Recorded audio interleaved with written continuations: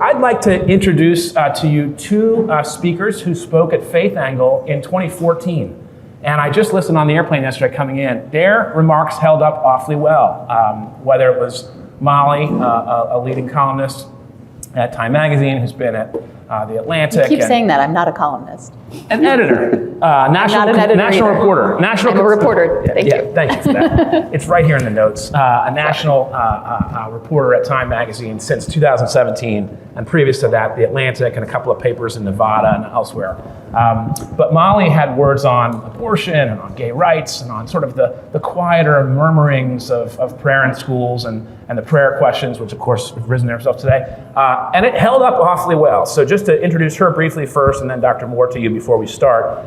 Our plan, by the way, is that Dr. Moore is going to talk for about 10 or 15 minutes with just some broad comments about where we are, the abortion wars and SPC and beyond. And then Molly is going to actually change things up just a little and interview Dr. Moore rather than do 30 minutes and 30 minutes. She's going to interview him for about 40 or 45 minutes.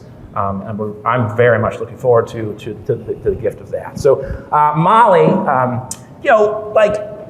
this talk in 14 was called The Persistence of the Culture Wars. She went to Yale, the stuff that's not in your bio, you have her bio already. She has been at Times since 17, The Atlantic before that, Politico before that, Las Vegas Sun. She won the Toner Prize in 2012. She won the Gerald Ford Prize in 2019. But there's really one differentiator that you should know about from Molly. There are only two kinds of journalists, right? There are those who have won $100,000 on Who Wants to Be a Millionaire, and those who have not. And she's in the club. And so is Henry Olsen. So it's a growing club. So check out that clip. Dr. Russell Moore was the 8th president of the Ethics and Religious Liberty Commission from June of 13 to June of 21. He's got 3 degrees. Most of you know him and know his bio. He's been a senior vice president at a seminary. He's been a beacon of clarity on a lot of issues, from Trump to conversion therapy to the conversion to the Confederate flag to the refugee crisis. He worked. I learned, doing a little digging yesterday for Gene Taylor, who was a Democrat from Mississippi and later swapped parties. He wrote a book that some of you talked with him about last year called The Courage to Stand. And I asked a couple of his buddies, how do you describe Russell Moore? And the courage theme kept coming up and up again.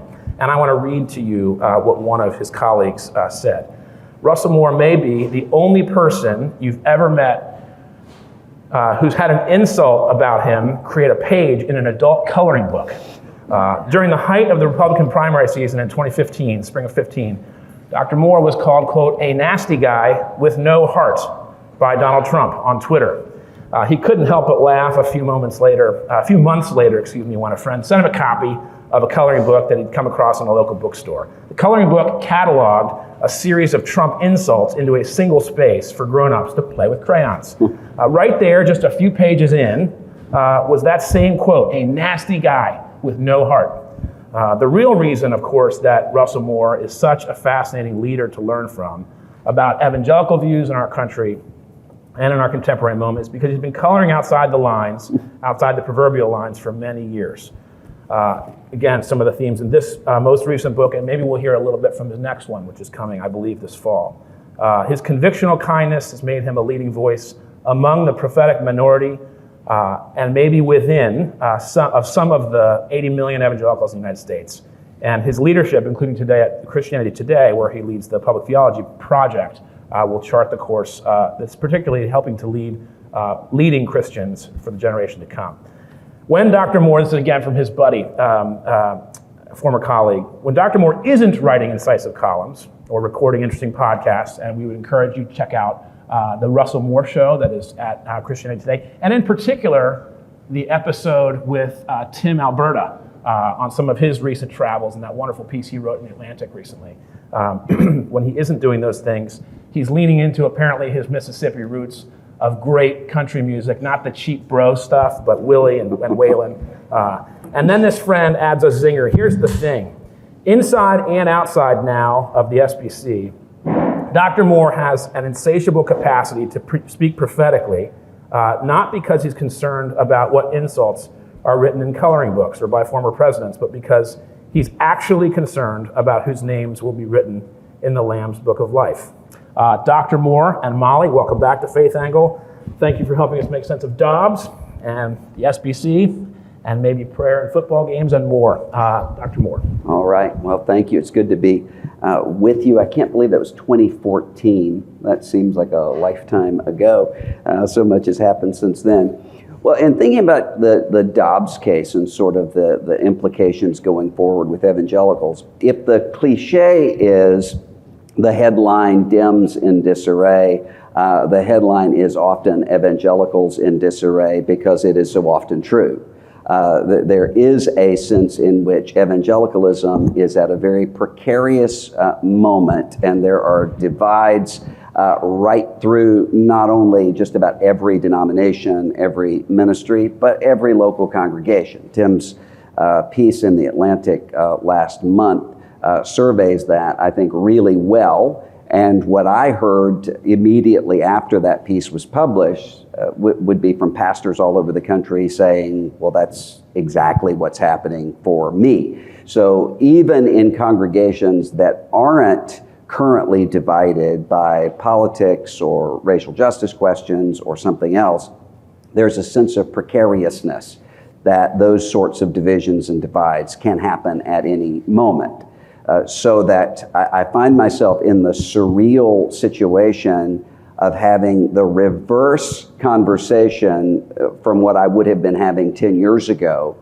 10 years ago, I would often have parents of young adult children who would say, what do I do? I'm worried about my son or my daughter going away to college and losing his or her faith. How can I shore them up? Now I'm more often hearing from young adult Christians who are saying, what do I do about my mom and dad who are getting into conspiracy theories on Facebook, or who want to have every family gathering be about debates over politics? How do I maintain a relationship without giving into that? Those divides are very real. One of the things that's interesting is the way that divide does not tend to show up on the abortion issue. And so the sorts of generational transformations within evangelicalism don't seem to be happening on abortion. They do in some ways in terms of tactics and emphasis, but not on the issue itself. And so I'd like to reflect on why that is and what that's going to mean, in my view, for the future, for the next few minutes. There is a narrative that an evangelical opposition to abortion, evangelical pro-life view, is a cynical manifestation of American politics. So think of, for instance, Randall Ballmer's book, Bad Faith, in which Ballmer argues that abortion was not the motivating issue for the religious right. That instead the motivating issue had to do with race.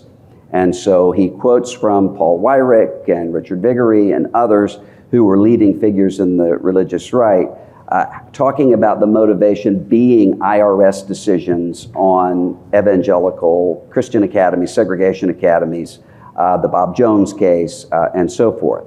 In order to make the case, the myth is that evangelicals were apolitical. He's right, that was not really true at all, and then became mobilized after Roe versus Wade.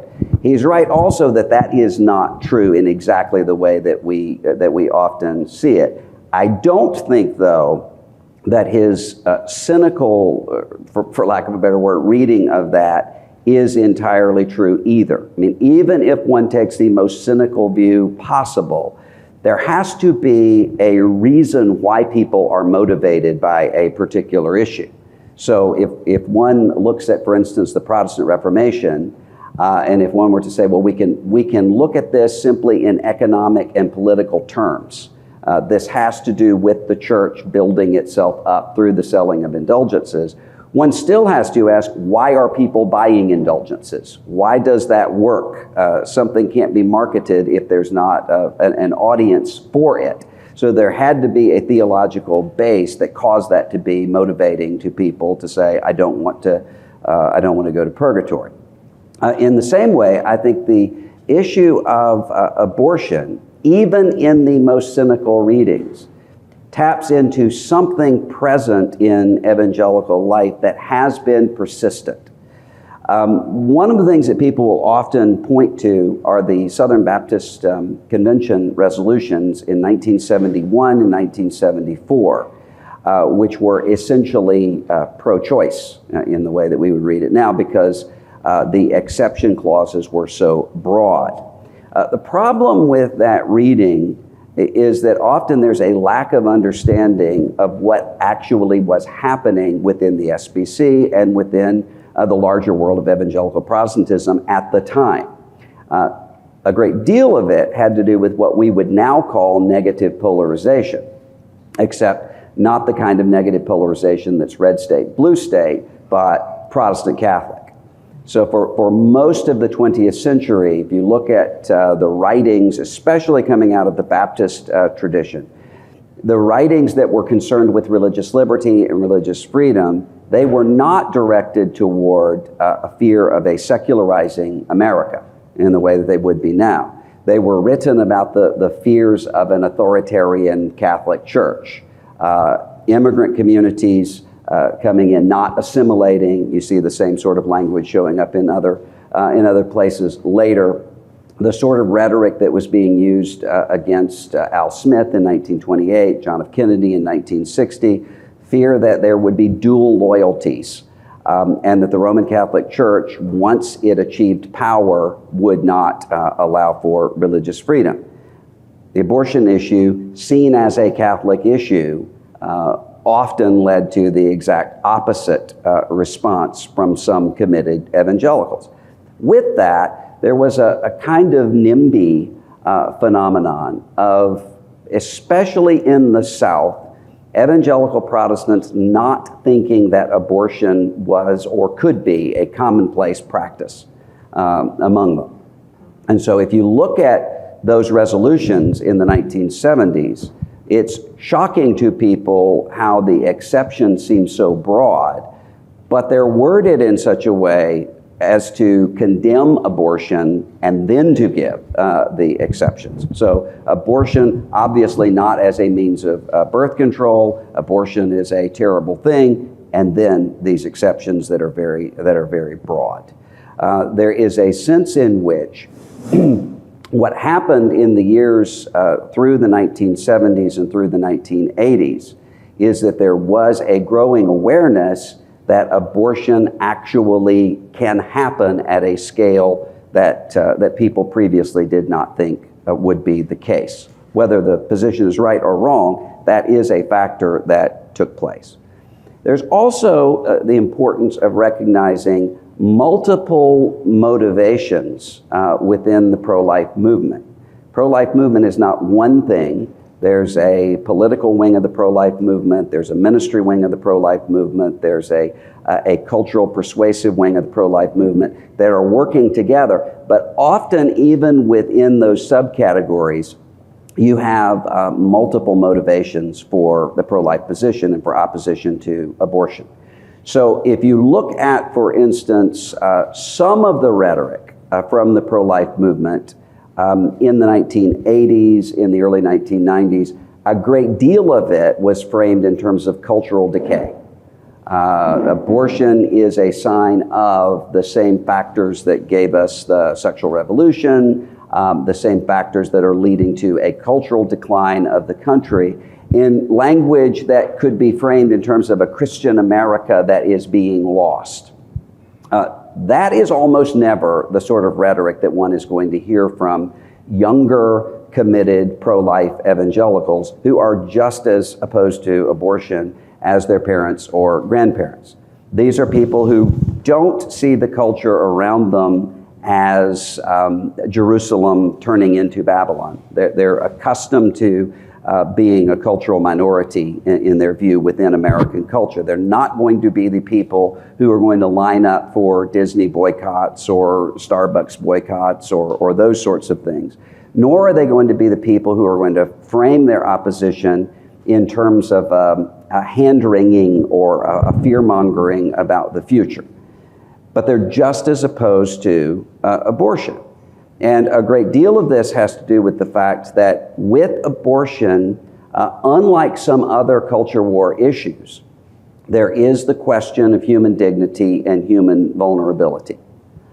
So Stephen Prothero's book, Why Liberals Win the Culture Wars, makes the argument that conservative opposition on culture war issues is only for a brief period of time, historically speaking, and then it assimilates whatever the Cultural Revolution has been. In many cases, that's right, and he demonstrates that. Where I think he's wrong is that often he is framing as conservative the culture war issues that have been lost and progressive the culture war issues that have been won. Under that definition, yes, of course, by definition, the liberals would always win the culture wars. But often these culture war issues are much more complex than that. Is prohibition a conservative project, or is it a progressive project? It's both. There's a moral sense of moral reform that came with prohibition, but there also was a progressive sense of social justice. Prohibition was tied in with the social gospel movement. And so I think there's a retroactive shading there that doesn't really work. But also with abortion, there really is the question of not just one person involved, but two. And so when the question becomes what has often been said since the Dobbs case by people who are outraged by the decision, this is the imposition of religion upon people who don't share that religion. This is not going to be persuasive to younger evangelicals precisely because they see the disconnect there. These would be the same people who would say, I'm concerned about migrant children at the border because I believe that the Bible says care for the stranger. These are people who are made invisible. We see them, and that means that we care about justice for them. They see the same dynamic happening as it relates to both the mother and the unborn child. That one can agree with that assessment or disagree with that assessment, but that is the way that they see it. And so the arguments that would say this is an imposition of religion, to them, this is not an imposition of anything. This is a conscience that is being motivated by a sense of justice, which is why it's sometimes disorienting to people if they move out of sort of the political advocacy space of the pro-life movement and to the on-the-ground sort of ministries, pregnancy resource centers and other things, and they're expecting to see whatever they believe to be typical of the religious right, and they see the very same people who are motivated with a pro-life view of abortion, also the people who are concerned about the Kurdish refugees around the corner, also the people who are concerned about the way that migrant children are being treated at the border. That is presented as something inconsistent because it doesn't follow one or the other of the current party lines. Doesn't feel inconsistent to the people who are operating in those spaces. And these are people who are increasingly comfortable is not the right word, but increasingly accustomed to being outside of those boundaries and being somewhat homeless politically. So the idea of the rights of the unborn child being made in terms of viability are not going to be persuasive to younger evangelicals who have a sense of no human being as being viable, if what we mean by viable as able to exist independently. Every one of us exists in an ecosystem of the womb, ecosystem outside of the womb, but no one is existing independently. And so there is a reason then why the very same evangelicals who might have completely different views from their grandparents on drinking alcohol, or maybe even completely different views from their grandparents on same-sex marriage or some other fiery culture war issue, who don't when it comes to the question of abortion. And I don't see that changing anytime in the near term. When it comes to the question of what's often called a whole life, pro-life message, the difficulty in adjudicating that is how someone is using the term whole life. In some settings, the idea of whole life is used similar to the way that some people use all lives matter as it applies to Black Lives Matter, which is a dismissive term. Well, all lives matter, therefore we're not going to concentrate on Black Lives Matter. There are some people who have used a comprehensive view of human dignity to say, why are you concerned about the unborn unless you also have the exact same positions on social safety net, gun control policies, specific immigration policies, then one cannot speak to the issue of the unborn. That sort of tactic has not been persuasive for a variety of reasons. One of those things being, imagine in all of these cases that you translate the abortion issue to the border. If someone were to say, before you can be concerned about migrant children, you have to also be dealing with the economic forces that are causing the cartels to emerge in the first place. That's not going to be persuasive to people who say there are children suffering at the border right now who need to be cared for. But also because what is initially used as an argument to sort of shut down the debate, the younger one goes in evangelicalism, the more you have people who are saying, yes, human dignity across the board. They are open to social safety net proposals that their parents or grandparents might have considered to be too far left. It's very uncommon for me to find an under 40 evangelical who is working in any pro-life space who's not for paid family leave, for instance, and a variety of other sorts of proposals, and are open to even more. So a whole life position that actually is engaged in these issues is something that is growing, in my view, especially among the people who are activists. When it comes to the future of the pro-life movement, what I'm worried about is not so much that we are going to have younger evangelicals who are going to deviate from the previous generations on the abortion issue, but almost the reverse. What concerns me, and what I think ought to concern people who don't agree with evangelicals on abortion, perhaps, are the ways in which abortion often isn't a motivating factor in evangelical political activism. So PRI, for instance, PRI did a survey a year or so ago showing where abortion is in terms of motivation for political activism for white evangelicals. Most people expect that it's number one. It was actually way down the list in terms of a motivating factor, with much higher areas of energy coming in places of immigration, race, nationalism, and so forth. That's deeply concerning to me, because whether one agrees or disagrees with evangelicals and Roman Catholics and others on abortion, the motivating factor behind the pro-life view, at least at the activist level, is a concern for human dignity and a concern for human vulnerability. That's very different from the sort of right-wing ethno-nationalist movements, populist movements that we see emerging around the world right now, which are largely concerned with ethnic identity or national identity. That is a turn that has significant implications, in my view, for Christian witness, but also for the democratic order.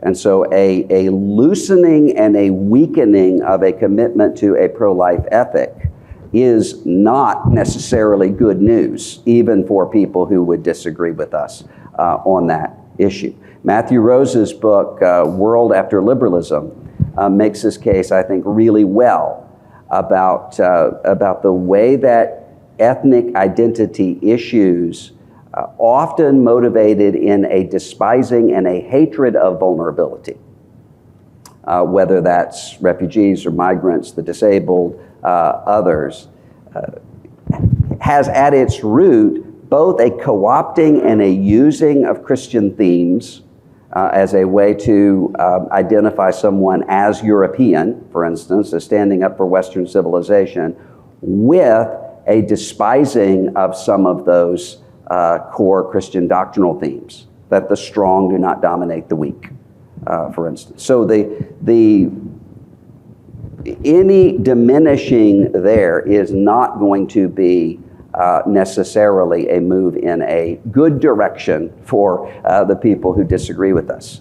As Ross Douthat said several years ago, if you thought the religious right was bad, wait until you see the post-religious right. And a move toward an LOL nothing matters view of populism is not going to be development in the right direction. For me, as a pro-life evangelical, the primary thing that I'm worried about right now has to do with the credibility of the church itself, for a variety of reasons, but one of those reasons does have to do with the abortion debate. Look at Fenton O'Toole's recent biography of modern Ireland that's looking at the sea change that has happened in terms of abortion, divorce, other social and cultural issues in Ireland. Why does that come about? Largely comes about because of the collapse of credibility of the Irish Catholic Church.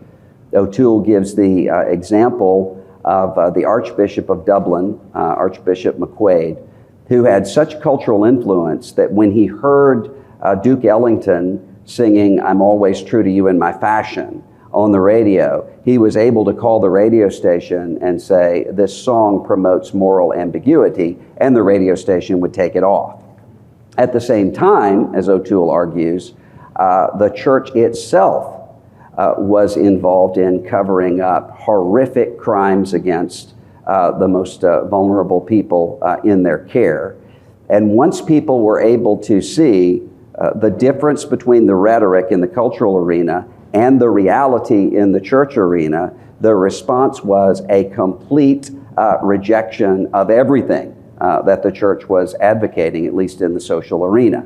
So that, as O'Toole puts it, the sort of situation that could lead to parents bringing their children who had been abused to apologize to the priests who abused them was so morally perverse and such a gaslighting technique that the people came to conclude that they were actually more moral than their clergy and their leaders on these issues of morality. And the response is a complete rejection. 2018, where Ireland had been an outlier in Europe on social and culture war issues. 2018, Ireland adopts a very liberalized abortion law. 2019, a very liberalized divorce law. And the church has no credibility there at all. So in my view, as a pro-life evangelical, political influence is important, but political influence has to come with cultural influence. It does not matter if Dobbs overrules Roe, if the response is an American public that's 80-85% pro-choice. That's not a sustainable win. Has to come with cultural influence, with the persuasion that changes hearts and minds, and the political influence has to come with moral authority. And if there is a loss of moral authority, there is a loss of cultural influence. If there's a loss of cultural influence, there is no long-term holding to political gains. And so one of the issues that I think is most crucial for sustaining any sort of evangelical commitment to human vulnerability, caring for women in crisis, caring for their children, will be restoring the credibility of the church itself. And that is a very difficult path at the moment. Sorry, I went longer than I was supposed to. Molly Ball, national political correspondent. Thank you, Josh. Thank you, Dr. Moore. As we said, we're going to do this more as sort of an interview than a point-counterpoint and hopefully a conversation, a dialogue. But I did want to take you back to sort of the beginning where you started, the quote-unquote evangelicals in disarray, because I wanted to get you to talk a little bit more about your own, what led you to leave the SBC a year ago now, and then the report that came out in May that you called an apocalypse worse than you even imagined. These issues, as most of the people in this room I'm sure know, Dr. Moore, having been the head of the Ethics and Religious Liberty Commission at the Southern Baptist Convention for nearly a decade, was a prominent dissenter over Trump, but stayed in that position and took a lot of heat, took a lot of flack, but then was finally moved to leave the denomination over the sexual abuse crisis within the church, which he asserted the church was not doing enough to look inward and address. And then when the church finally did look inward and address it, Dr. Moore wrote that it was worse than he could have even imagined. So I would like you to reflect on the aftermath in the past, I guess it's been less than a month, of that report coming out and how you see the community and the holders of power addressing that. And then, as you have related it to the broader credibility of the church and to the culture wars as they resonate in the political sphere, because if there is this community, as you're talking about, of particularly in the younger generation of evangelicals who are much more focused on the continuity of these questions of human dignity, it's hard to see a place for them in a church that is racked by these scandals and racked by the political divisions that that Tim wrote about and that you've also mentioned. Yeah, well, the thing that is primarily concerning to me is not just that there are younger people who are leaving the church. That's the case in every generation. It's why they are leaving the church. And so it's a very different, the conflicted younger evangelical that I talk to right now, who says, I don't know if I can hang on, is almost never someone who is saying, I just don't know if I can believe in virgin births and miracles, nor is it someone who is saying, I just don't know that I can keep the moral teachings of the church. That would have been the case very typically 10 years ago and 50 years ago, for that matter. Now it's usually the reverse, in which someone is saying, I don't think I believe that the church believes what the church is teaching. And so there is a sense of Christianity being used as a means to an end.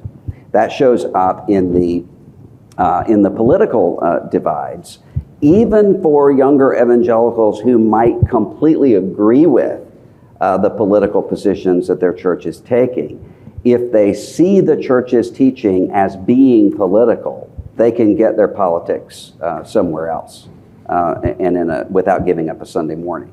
And then when you see the sorts of scandals that we have had, the problem is not just that people are saying, I see the seedy side of human nature that shows up in religious people. Again, that has always, Elmer Gantry is written for a reason.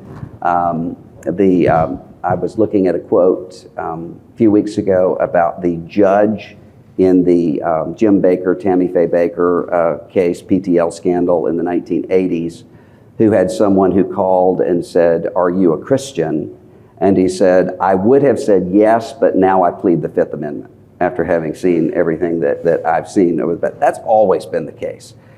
Instead, what is happening now is that there are people in churches who are asking, is this all that this is? That's a very different and a very troubling matter for me. So I'm not surprised at all that when the Southern Baptist Convention gathered a month ago now, they acted reasonably in in every vote that I can think of there. The sort of conservative Baptist network wing that was bringing in Charlie Kirk and Turning Point USA and was participating in a backlash against calls for reform of the SBC, lost every vote. And in the presidential election, won less than 35% of the vote, despite dominating all of the conversation leading up to it.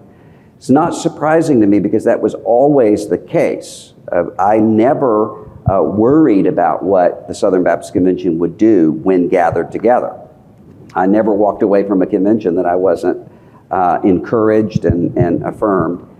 It was what happened between the conventions. And I see that, the dynamic that was happening there, very similar to what's happening in local congregations of almost every denomination, where a very small group of people can be a minority but can completely dominate the terms of the debate in a way that leads to exhaustion.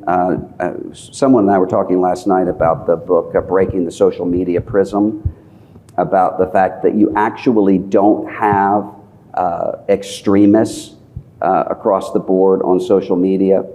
It's that the people who are not extremists have lives and have more to lose and tend to disengage from social media altogether, leaving the extremists to dominate.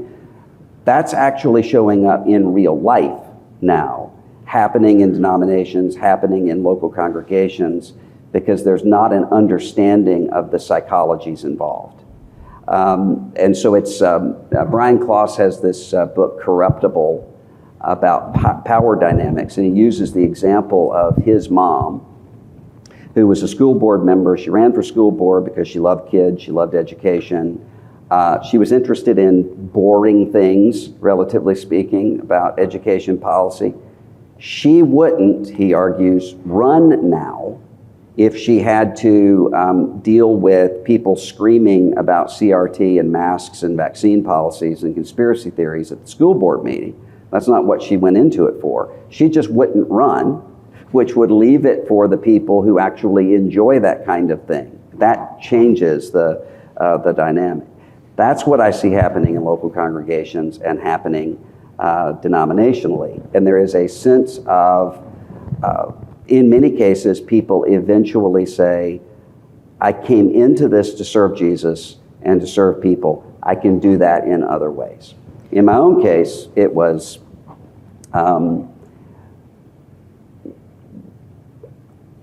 what I was facing was a very small group of people who would do anything because they knew that the way that they could shut something down is by having investigation after investigation that would always, at the end of the investigation, show nothing, but it would take a year of emotional and spiritual and psychological energy.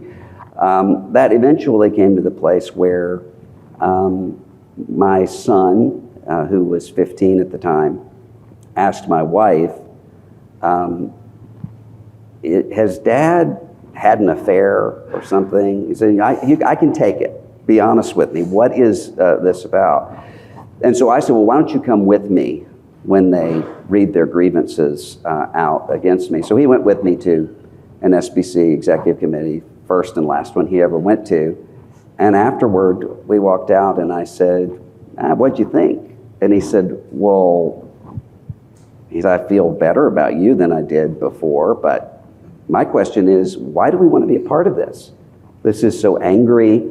And he said, and just so stupidly run that why do we want to be a part of this? That was very sobering to me because I came from a time period in which being a Southern Baptist was wrapped up in almost every part of my identity. We were raised in such a way, we knew there were other Christians, but bless their hearts, they did the best they could with what they had. We were the Southern Baptist Convention. He doesn't live in that sort of a world. And so my wife said to me, you know, you can do what you want and I'm with you till the end, but if you're a Southern Baptist by summer, you'll be in an interfaith marriage. And I said, okay, I think you're right on this. Even though, again, most of the people I think are in a good direction within the SBC, are making the right decisions. A lot of the people that are responsible for the crisis that we see right now are leaving and are gone. And I think that's, so I'm not hopeless about the future of the SBC, but it's going to take people who not only win elections, but also are paying attention and are engaged between conventions. Yeah, well, forgive me for being a little bit skeptical here, and maybe you're speaking only very narrowly about specifically the sexual abuse crisis and not anything else, but this idea that there's sort of a silent majority that wants people to be nicer, and that it's only the sort of perfidy of their leaders that's caused the toxic parts of the conversation. I find that, I mean, we both lived through the Trump years. I mean, Yeah. the types of things that Tim writes about. I mean, it's the Greg Locks of the world who are filling the pews, Yeah. and it's the pastors who are trying to take a less political position, or trying to bring people together and be and get off this train of of white identity politics in particular. They're not drawing the crowds. So I find it a little bit difficult to believe but that's not exactly right. Okay. I mean, if you look at the growing churches in the United States right now, you have some, particularly in the Pentecostal charismatic world, that are indeed building and growing crowds in this way. It is true that crazy as a church growth strategy is working in a lot of places, mostly by drawing out people from other congregations who mistake crazy for conviction. That is happening. But it's also true that if you look at, particularly within the SBC, if you look at the fastest growing congregations, they're not politicized congregations.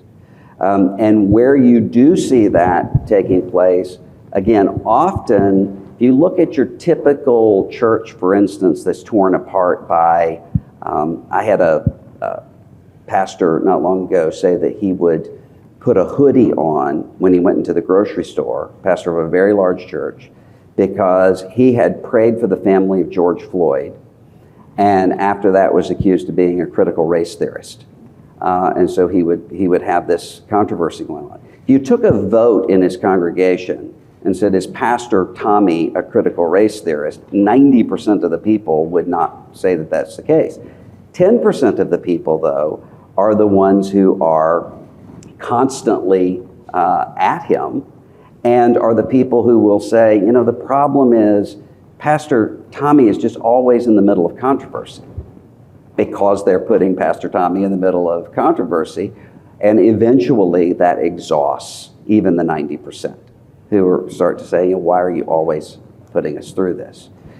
Well, we got to get back to abortion, and there is so much that's fascinating to discuss on this question. And you mentioned the idea of Christianity as a means to an end, right? And I'm sure this is an argument that you heard a lot, that we all heard a lot in the Trump years, this idea that sort of a vulgar vessel was necessary to achieve holy aims. And in the wake of this decision, a lot of those people are taking a victory lap, saying, see, we were right. He gave us what we wanted. Are they, in fact, vindicated?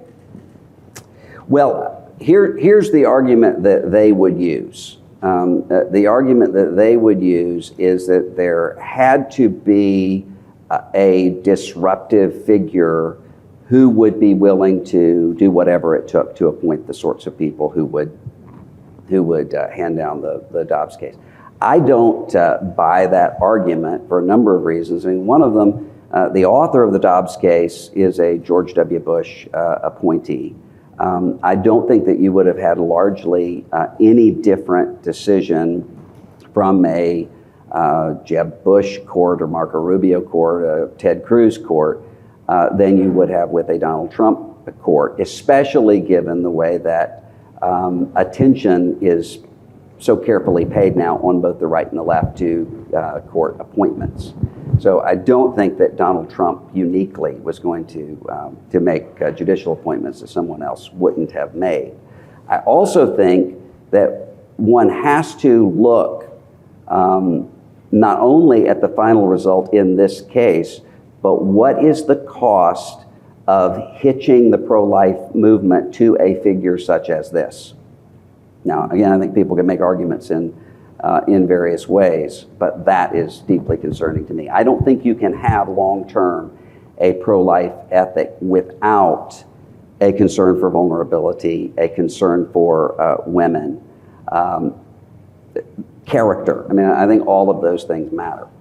Where do you think we go from here? I mean, you asked someone else this question on your podcast, and I thought you put it very well. There's sort of, we can imagine a few different trajectories from here. One is that after everyone's done freaking out, we sort of settle into a new, more pro-life equilibrium as a country.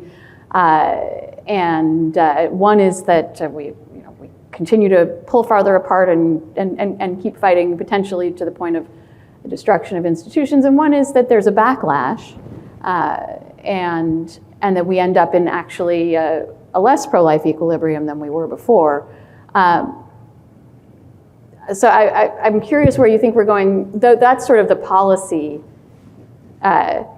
framework, but also in sort of like the more socio-cultural or sort of emotional framework. How mad are we going to be at each other in the long term over this? Yeah. Well, on the Dobbs case, I'm not really sure, because I think a lot of that is going to depend on what are the legislative and cultural and political sorts of initiatives that come out of this, along with what are the support systems that are given to women and families and other people. I don't think we know what that is going to look like yet. I could see the Dobbs case being similar to Obergefell or to Hobby Lobby, where on both the right and the left, there were very dire predictions about what this would look like. So there were many in my sort of world who would say, after Obergefell, it's going to be illegal to read the Bible in your church and so forth. And eventually, after a while, people see that that didn't happen, and they sort of moved on into the future. Hobby Lobby, there were very panicked sorts of comments coming from the left that then were just put aside, and the rest of the country moved on. Could be like that. It could be that what we see is instead a backlash that takes place, that if this is handled poorly could lead to an even more entrenched pro-choice position. But I just don't think we know at this point what's going to happen there. What would you like to see? I mean, is there an ideal sort of policy framework that you'd like to see? Well, what I would like to see, and of course I'm pro-life, what I would like to see is a pro-life America in which human vulnerability is treasured and not despised, and that there are support systems and protections for everybody in every position of crisis. It's what I would like to see. I'm not sure that that's where we're headed. It could be, but I think the next several years are going to show that. Yeah, I want to throw it out to the group pretty soon, but and I know that you're all going to have much better and more interesting questions than I do. But before I do, it was interesting to go back and reflect on our 2014 conversation where, we talked about the culture war mostly from the perspective of specifically gay marriage and abortion. And then I made this sort of effort to bring in issues that we weren't talking about, and I mentioned, assisted suicide and immigration and the environment. But we really did not talk about race in that conversation. Mm-hmm. And in retrospect, it's a humongous and important blind spot that both of us had, that we didn't see this being a matter of cultural controversy that was going to be politically divisive over the long term. And of course it has been, and this has also been one of the big controversies that you have been a part of. So I guess I'm wondering whether and how you think that the fact that we sort of didn't think of that at the time has sort of been the reason for everything that happened since. Yeah, I agree with Charlie Sykes at the Bulwark, who in his book Why the Right Lost Its Mind, argued that he, as a conservative talk radio host, had this understanding that there was always this racist fringe, but that this was, to use his terminology, a recessive gene, and did not represent the mainstream of the movement. It was very easy to come to that conclusion for a long time, because there would be the Steve Kings and the David Dukes and so forth, but that wasn't what was coming from the national leadership. George W. Bush, when Trent Lott made his comments about Strom Thurmond, George W. Bush was the first one to denounce it and to seek to win votes of minority voters and so forth. I think what we have seen over the past several years is that there is this resurgent blood and soil sort of identity politics emerging at the same time, really all over the world, in most places in the world, and that the United States is not an exception to that. But also the way that often these issues are being framed in terms of almost every issue I would find that was deeply visceral with people in a controversial way would be one step removed from race. In almost every case, that this was the sort of motivating kind of factor for people inside and outside of the church. For instance, on the immigration issue, again, you look at the polling and most people were in the same place when it came to immigration. Tougher security and compassion for people who are already here. But the people who were doggedly opposed to this had an entire theory of George Soros manipulating the great replacement theory before we knew what the name for that was. And that, it seems to me, is getting worse and not getting better, both in the country and in local churches. Well, and so you talk about abortion as sort of being separate or as being a unifying issue for religious conservatives, I guess. But I think for a lot of people, maybe especially on the left, but there's a feeling that the very idea of a culture war stems from this "Make America Great Again" nostalgia. That when it comes to both race and gender, that it's about a sort of yearning for the hierarchies of the past, and indeed is a sort of authoritarian, and this relates to the sort of, abuse of power, intoxication with power that you're talking about on the part of some leaders, that these are all bound up together in a sort of, toxic wistfulness for perhaps imaginary country where the right people were in charge and nobody else had a voice. Do you think that's wrong? I think it's wrong as it applies to the abortion issue. I think that certainly is a reality, but I think that there are, again, multiple motivations within the pro-life movement, and a great stream of that is motivated by a response to a sort of toxic authoritarianism that says it is an abuse of power to take two people with dignity and rights and to treat them as though only one of them mattered. Now, one can agree or disagree with that, but that is a motivation, which is one of the reasons why I think within evangelicalism you see these wide divides on so many of these other issues, but not there. One of the things that we were chit-chatting about last night was this idea that there is a segment of the pro-life movement that wants to go even further. Yeah. To a very extreme degree, that wants to prosecute women for seeking abortions, for example. How much do you worry about that segment sort of taking over and pushing the movement in an extreme direction?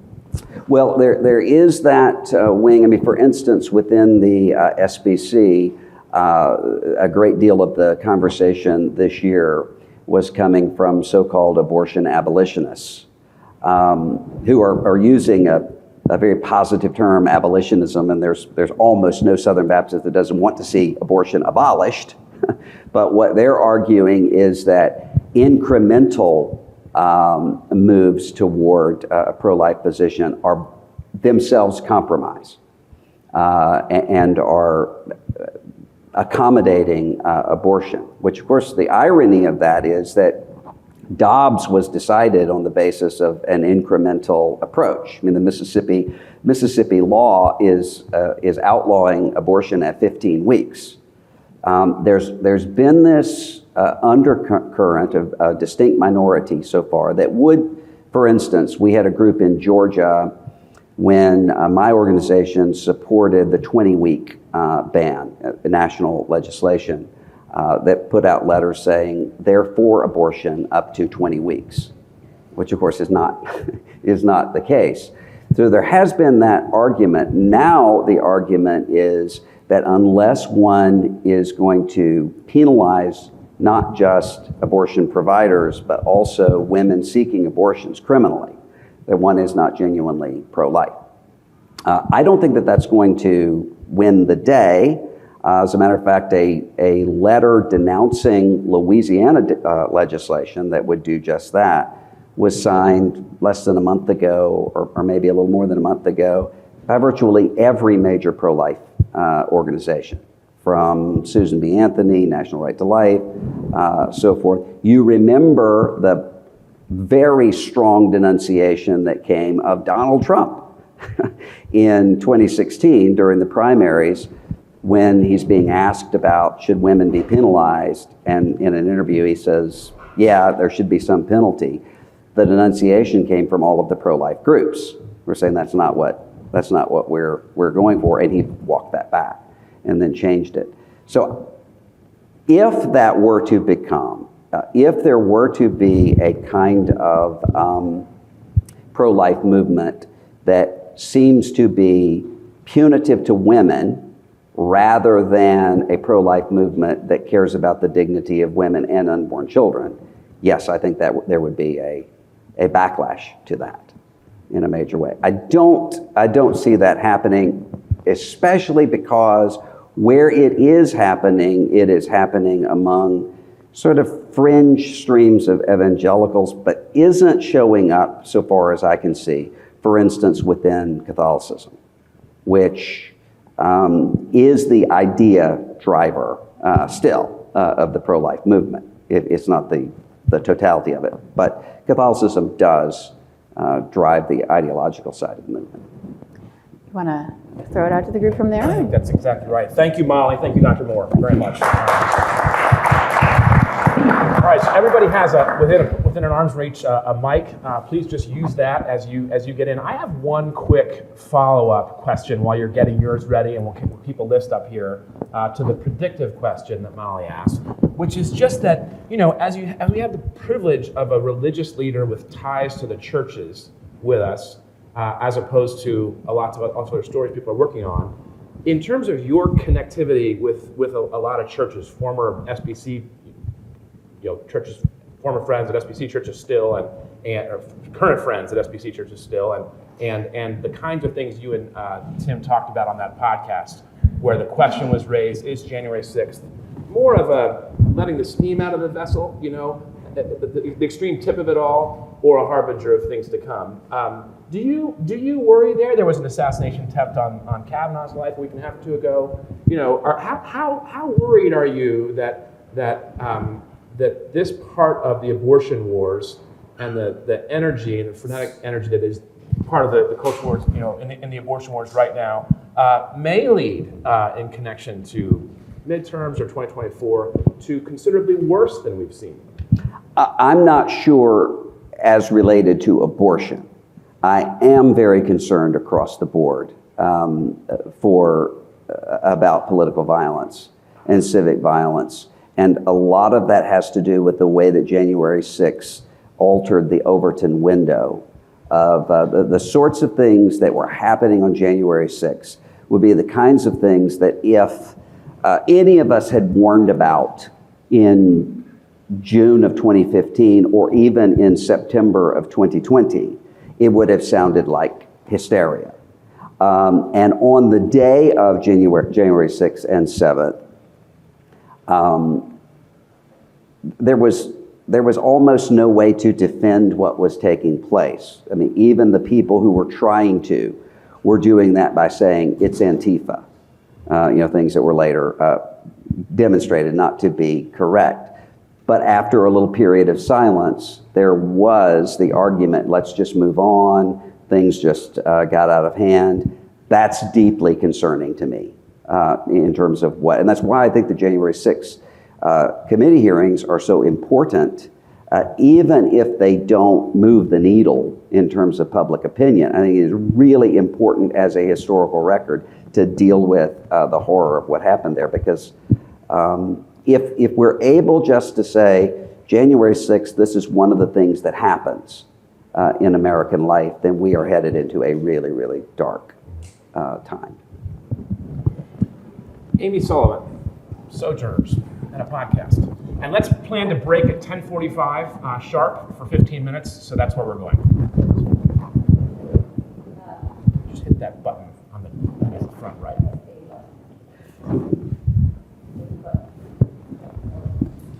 Is that it? Okay, thank you. So I've spent most of the past 5 years talking to a lot of white Christian women, particularly evangelical women, who have been rethinking most of what they were taught, both theologically and politically.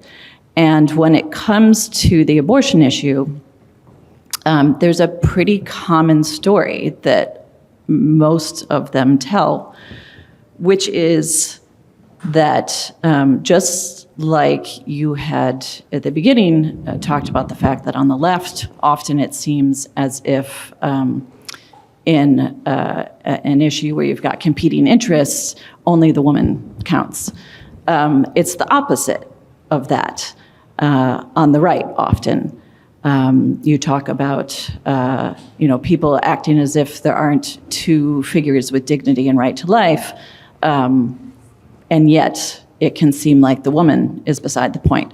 And for many of these women, it was having life experiences, having friends who had abortions, or having friends who have miscarriages that could now be potentially criminalized.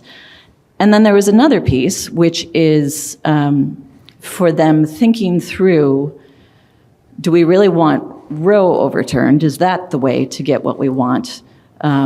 Or are there policies to prevent unplanned pregnancies that are actually very effective, that as we've seen over the past 2 decades, drove down unplanned pregnancy rates to historic lows? And why doesn't the tradition in which I was raised, why doesn't it embrace that?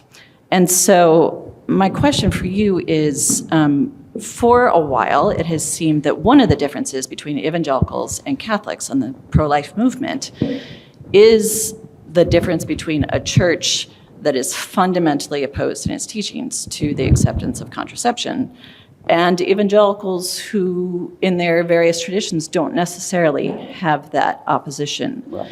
That seems to have hardened a bit more, which is to say, I see more evangelical politicians and even lay people expressing an opposition to contraception in the last, say, 5 years. What do you attribute that to?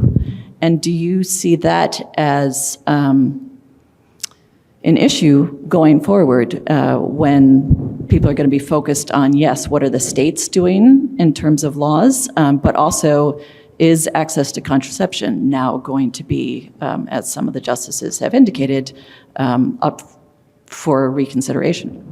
Yeah, I don't see a move at the popular level on contraception at all in terms of either practice or popular support, except when contraception is defined so as to include, for instance, Plan B, which pro-life people would see as stopping a life after conception.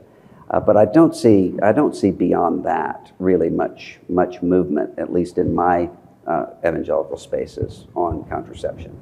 And often the response to that from our Catholic allies will often be, well, that, in their view, is a fatal flaw because it doesn't have a bigger picture of bioethics and so forth. But I don't see that. And as you're preparing, to get in as well, please, if you would, just either pop your Tom Howman's up next, and Jack Jenkins and Steph Kite, please.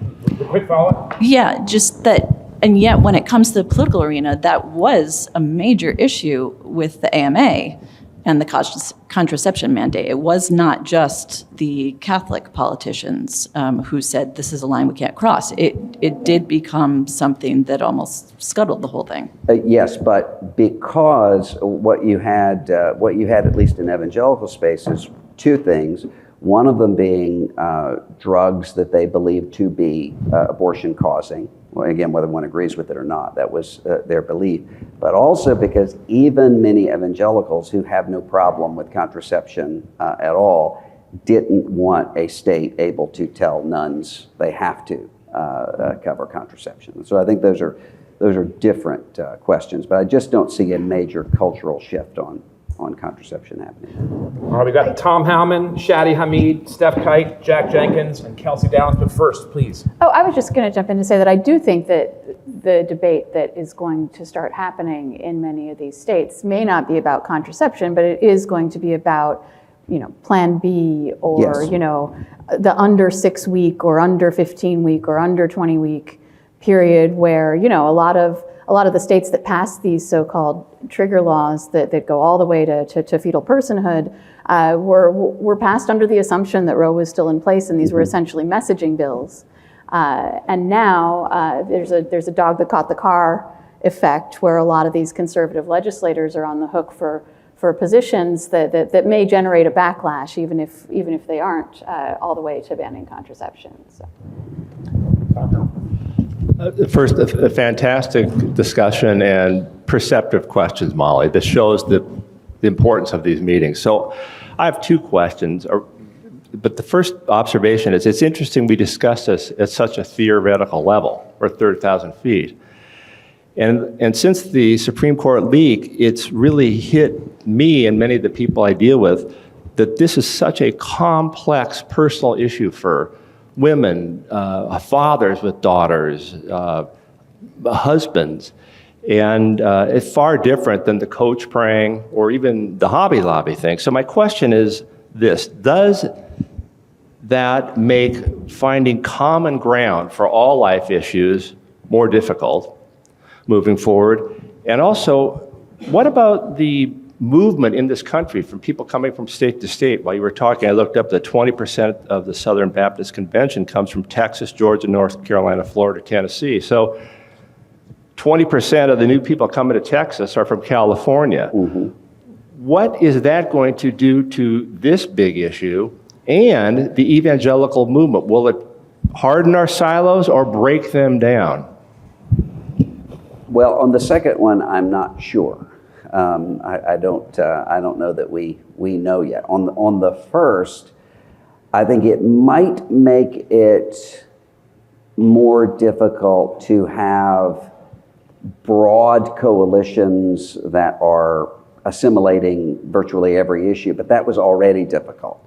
What I think is more likely to happen are these unusual issue by issue sorts of alliances, which is is where the most productive things that have happened are actually taking place there, where people are able to say, we don't agree on anything else, but we do agree on this. I think that will continue. And I think one of the reasons that can happen is that it can't happen if there is this sense of separating the sheep and the goats on the basis of overweening political ideologies, where good is my tribe and evil is the other tribe, which is increasingly the case. A more Augustinian Christian view of good and evil straight through the every human heart, Solzhenitsyn says, will then lead to a sense of the possibility of common grace and good faith in people with whom I disagree, and the possibility of my own capacity for evil and wickedness in ways that individualizes that rather than tribalizes it. Where that happens, I think there is possibility for collaboration. Molly wrote a book on the first Californian to become the first woman Speaker of the House. Do you want to weigh on the hardening of silos? Well, I just think that the reaction to the decision does not exactly lend credence to the idea that we're looking to come together as a society. And you know, what I think you see is the left broadly saying this is a wake-up call, and looking at the pro-life movement as a role model, frankly, saying when Roe came down 50 years ago, these people said, all right, this is the fight of our lives, and if it takes 50 years, if it takes 100 years, we're going to start today and do whatever it takes. And so they're girding for battle, and they're looking to create that type of sustainable movement that can reverse what just happened. Mm-hmm. I don't think people are looking for ways to collaborate. Yes. No, I don't think there are ways to collaborate on the abortion issue. Yeah. I do think there are places for collaboration across that divide on other issues and other matters. Shadi, with Wisdom of Crowds, Atlantic, Brookings Institution.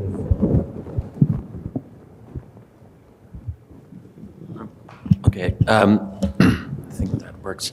Yeah, so I guess both of you sort of alluded to this, but I mean, this debate, it is obviously about abortion, but it's also about the democratic order, and that's what makes it feel so intense, that it's tied up in these broader questions of the legitimacy of our political system, and also whether we are likely to stay democratic, and obviously it's a bigger concern on the left side of the spectrum now.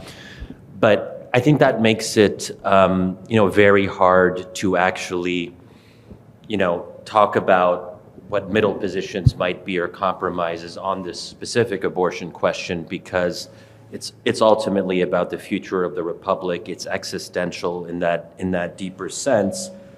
So I think there's that. But I guess I wonder, and I'll just say, like, from my standpoint, I'm basically in no man's land on this position. I'm pro-choice, but I think Roe was probably bad jurisprudence, and I also don't like the idea of courts deciding on contested moral questions and between competing conceptions of the good. And that's why, if we could do this all over, I think that we might have been in a better place if Roe had never been decided in the first place. And I think we'll see that going forward. So it's sort of like a be careful what you wish for situation.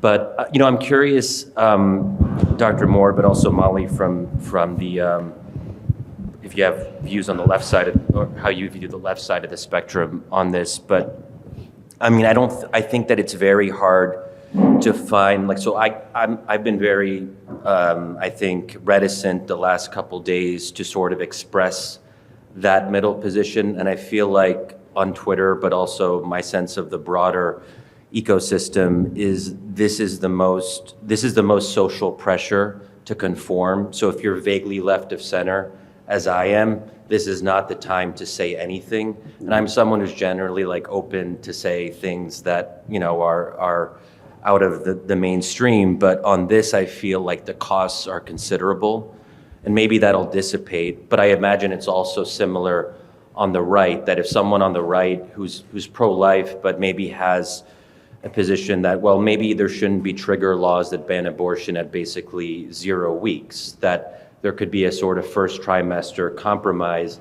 those people are not going to feel they have any place to make that argument. So it's not so much a question as just sort of like, I don't know how, that just makes me very pessimistic, and I'm curious if you sort of agree with this description of it, that unless we can kind of take this issue outside the broader question of the future of American democracy, it becomes very hard to actually have a conversation about it, because abortion is a proxy for all these other things. But actually, all of our political debates aren't just about the specific issue. They're all, in a sense, tied to this broader constellation of issues, which makes it very hard to talk about them in any kind of constructive sense. Well, I think a part of what you're describing is what's happening in America across the board, as we all know, with negative polarization, tribalization, and so forth. The fact that there aren't, Henry Cuellar is the last pro-life Democrat in the House. There are none in the Senate anymore. There are very few pro-choice Republicans, so the partisan divide has sorted out in ways that were not the case in 1973 or even 1993. But part of it is the nature of this particular issue, too, because Caitlin Flanagan's piece in The Atlantic on what we don't want to talk about with abortion, I thought was a really insightful piece that sort of points to this. This just isn't the same for pro-choice people or pro-life people as arguments about tax policy or immigration even, or so forth. You're dealing with a woman who, in the pro-choice sense, is losing autonomy, losing a sense of her future, and an unborn child in the pro-life sense who is losing the right to life. And those are Lawrence Tribe's language of clash of absolutes. That really is part of this debate that I think makes it takes already existing polarized realities, but heightens those. So I'm not sure. I mean, I think that it is possible that there is some sort of heightening of some other culture war issue and a cooling off of this particular debate. I also think it's possible to see it heightening. I just don't know. Is one alternative just to say, well, maybe the Supreme Court shouldn't be the locus of these kinds of debates? I mean, that ultimately it should be up to democratic decision making, and most countries don't have constitutionally enshrined right to abortion or the opposite. I mean, generally this is left up to parliaments in the vast majority of the rest of the world. It's actually relatively odd for it to be a constitutional question that courts decide. So I'm just, perhaps if we focus more on, that these questions have to ultimately be resolved through democratic give and take. But that's also very controversial because some people don't believe we have actual democratic give and take. But it seems to me that would be the better venue in which to address these questions. But anyway. Yeah, and that's what the Dobbs Court would say they've done. That's basically what the Supreme Court said. But I mean, I would take this in a slightly different direction, which is just the difficulty of having the debate, right? Which is, I think, is what you're talking about, and which is especially relevant for all of us in the room who are journalists, right? And who see our role as trying to be open to many different perspectives and sort of, explain or illuminate debates that are going on when, emotions are so high around this question that for a lot of people it's offensive on its face even to acknowledge that there is a debate or that there are different sides of this issue. I want to read this. I was really struck by this tweet from Dr. Jen Gunter, who's a prominent liberal voice. She's an OBGYN, and I don't want to pick on her, right? She's not a journalist. She doesn't have a responsibility to listen to both sides here, and it's her right to, go on or not go on any show she wants. But she tweeted that she'd been asked to go on a television program to discuss Roe, and then found out it would be a panel with a, quote, pro-life, anti-abortion voice. I'm livid, and sent this reply. And her letter, she said, I have to decline the CBC's interview request if you're also interviewing a forced birth advocate. There is 0 point in being on a show that elevates those who lie to deny medical care. In fact, elevating these people is part of the problem and why we are dealing with this snowballing medical tragedy. Maternal deaths will rise, people will get clandestine abortions and suffer horrendous consequences. People won't be able to get the best care for miscarriages and ectopic pregnancies. Many forms of contraception are also on the line. There is no scientific counter to this travesty, just lies. Every single scientific opinion points to the necessity of legal, safe, affordable abortion and contraception. I've pulled a fetal skull out of the abdomen of someone who was butchered by a cheap provider because they couldn't afford good care. I will not participate in false equivalency. And she goes on. And so I think not only on abortion, we journalists hear this on many issues nowadays, that merely to platform opposing voices is itself irresponsible and offensive and dehumanizing and so on. And it's part of this sort of, apocalyptic idea that these issues are life and death and so much is at stake that we can't even have a debate. And I don't know what to do about that as a journalist. I think it makes it really hard to sort of try to explain and mediate debates rather than get sucked into them by people who basically say that position doesn't exist, it's not possible. What Molly just said is a good occasion to call on Robert Downen of the Houston Chronicle. Say again? Yeah, but this is my little terrain, Robert. I can do whatever I want. Authoritarianism.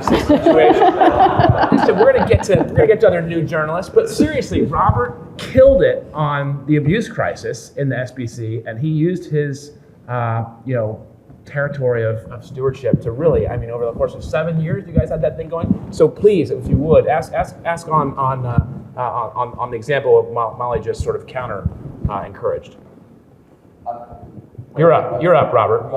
Please. Yeah.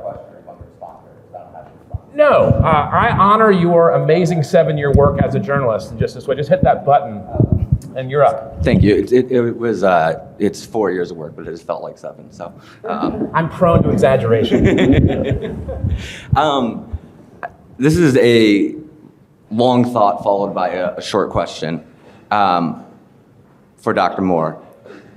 Within these 4/7 years that I've known you, a constant thing that you have talked about, for lack of a better term, is that, or I guess, is when you've been wrong about things, you've been willing to be like, okay, I was wrong about this. And I think one of the reasons, your outro from the SBC was as much about raising those doubts, whether being, from your own perspective, but also by doing so, those doubts were challenges to leadership in ways. And, even in this conversation, you've talked a lot about, I guess, there were a number of things that I just noted. Like, you mentioned great replacement theory as being some, we didn't have the verbiage for it. I'm like, but that's been like a thing forever. The Hobby Lobby decision, and saying, some of the some of the concerns on the left didn't materialize. And I heard that, I was like, well, maybe they did or maybe we just didn't listen to them because it was no longer in the news anymore. Maybe it's not that they didn't materialize, it's that they were just not heard anymore. And going back to, even your reaction to the report last week, or last month about the SBC, calling it apocalyptic. And, I read that and I was like, man, I guess it's sometimes, I think I don't want to say blind spots or something, but I do feel like, there are times where you have, like, I guess having been so close to the center of the apocalypse,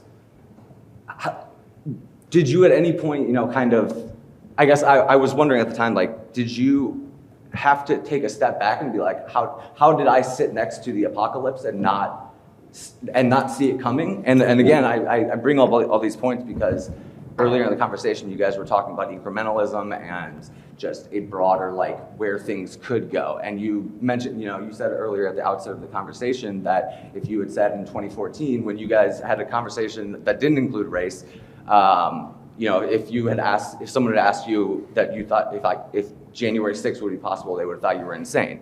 And I mean, I guess I'm just wondering, I think given the everything going on,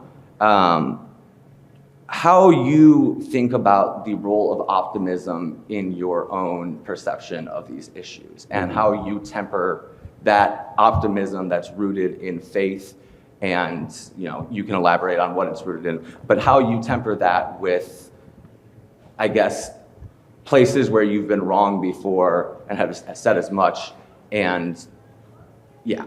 Well, I mean, that's what apocalypse is, in my view, which is the actual apocalypse is both horrific unveiling of awful and a hopeful unveiling of light. I mean, that's what happens in apocalypse, and I think these are apocalyptic times in both of those directions.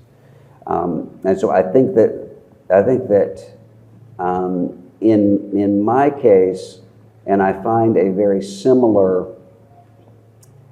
almost the exact same conversation happening with elected officials, sometimes on both the right and the left, who are saying, I can look back and see intuitions in which I would say, this seems kind of crazy, but I must be the only one seeing this. There was an official in the Trump administration who said there were many times in which she would be sitting in a room and saying something really crazy is being talked about, but no one seems to be panicked but me. And then later someone would say, yeah, that was insane. We're going to stop it from happening. And I said, I have seen that happen many times in church settings. I remember I would take groups of students to the Southern Baptist Convention every year, and being an institutionalist, what I would say is, I need to prepare you for what is going to happen, which is that you're going to have, anybody can get to a microphone and make any motion possible, and a lot of it is going to be insane. But I use the metaphor that many of us used at the time. Every family has some crazy uncles in the attic, and that's part of being a family. Eventually, one starts to say, well, wait a minute, maybe I'm the crazy uncle in the attic, and maybe this is much more mainstream than it seems. I think many people are having that conversation right now, on the right and on the left. I've had this conversation just in the past couple of weeks with a Democratic Party official who was saying, we thought that some of the more extreme sorts of things within the party were aberrations that turn out not to be aberrations now. Almost the exact same conversation that I was having with the Republican governor, and the exact same conversation I've had as well. I think the question is, what do we then do with it? And I think the danger is to then yield to a cynicism that actually is going to fuel the problem. Because if what we conclude is there's nothing that can be done about this, this is what life is, then I think that's going to take us in some really dangerous places, which is one of the things that is most concerning to me about evangelical response to some of the things that have happened over the past several years, being grow up. When Access Hollywood happened, many of these conversations I would have were like, come on, grow up. This is what life is. Well, once you, and we heard the same sort of stuff after January 6th, we heard it after many other things. If that's the position that we take, I think that leads to a kind of nihilism that really is just whatever it takes to dominate is the way to go. And I don't think there's a call for that. I really do think that there is. The problem is, at least in local churches, what I'm finding is that there are a lot of people who have an optimism that doesn't have brakes, in which they've assumed if you just be quiet, this will all resolve itself eventually. And the time point at which that resolves itself keeps getting pushed back. If we just can make it through 2016, then we'll go back to normal. If we can just make it through 2020, if we can just make it through COVID, if we can just make it through, nothing seems to be the exit ramp from acceleration right now. First up, this second portion is Steph Kite from Axios. Hi. So my question for you, Dr. Moore, is you mentioned a couple of interesting trends. You mentioned like younger pro-lifers who are more whole of life focused. You mentioned abortion not being a top issue in that recent PRI poll. And you also, obviously, the Dobbs decision is changing things. And I guess I want to hear from you how you think that impacts the way evangelicals vote, whether it impacts their motivation to go out to the polls, and whether, especially with the younger demographic, pro-life becomes something they hold personally. They don't feel compelled to vote for pro-life candidates.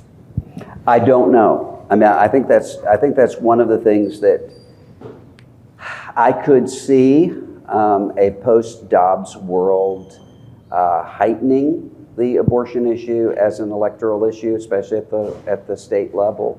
I could also see it, I don't see it not becoming a culture war issue. It's possible it could not be as much of an electoral issue. I mean, I really could see that happening in either direction, and I don't know how to predict that at this point. It's just so much is going to be dependent over the next. One of the trends that I am seeing is not so much in terms of voting as it is in life in politics. So I was telling someone last night, I was teaching on a very secular campus, and one of the conversations I kept having over and over again with evangelicals there who were studying in public policy, none of whom wanted to go into electoral politics at all. And it would have been just very different. 10 years ago, it would have been your kid who had been student council president and wanted to be U.S. senator from Florida or whatever. But they now were saying they wanted to serve, but in appointed positions or in bureaucracy. They did not want to. I couldn't find one that wanted to run for office because they didn't feel as though they fit into any of those existing categories very well, and weren't willing to do the sorts of things they thought would be required to fit into one of those categories. So I thought that's been a question that's come up quite a bit. It's not the question of convincing people politics isn't dirty, we need people involved in politics. It's more, I just don't see it as being a way to change anything anymore. That's a different conversation, a different trend.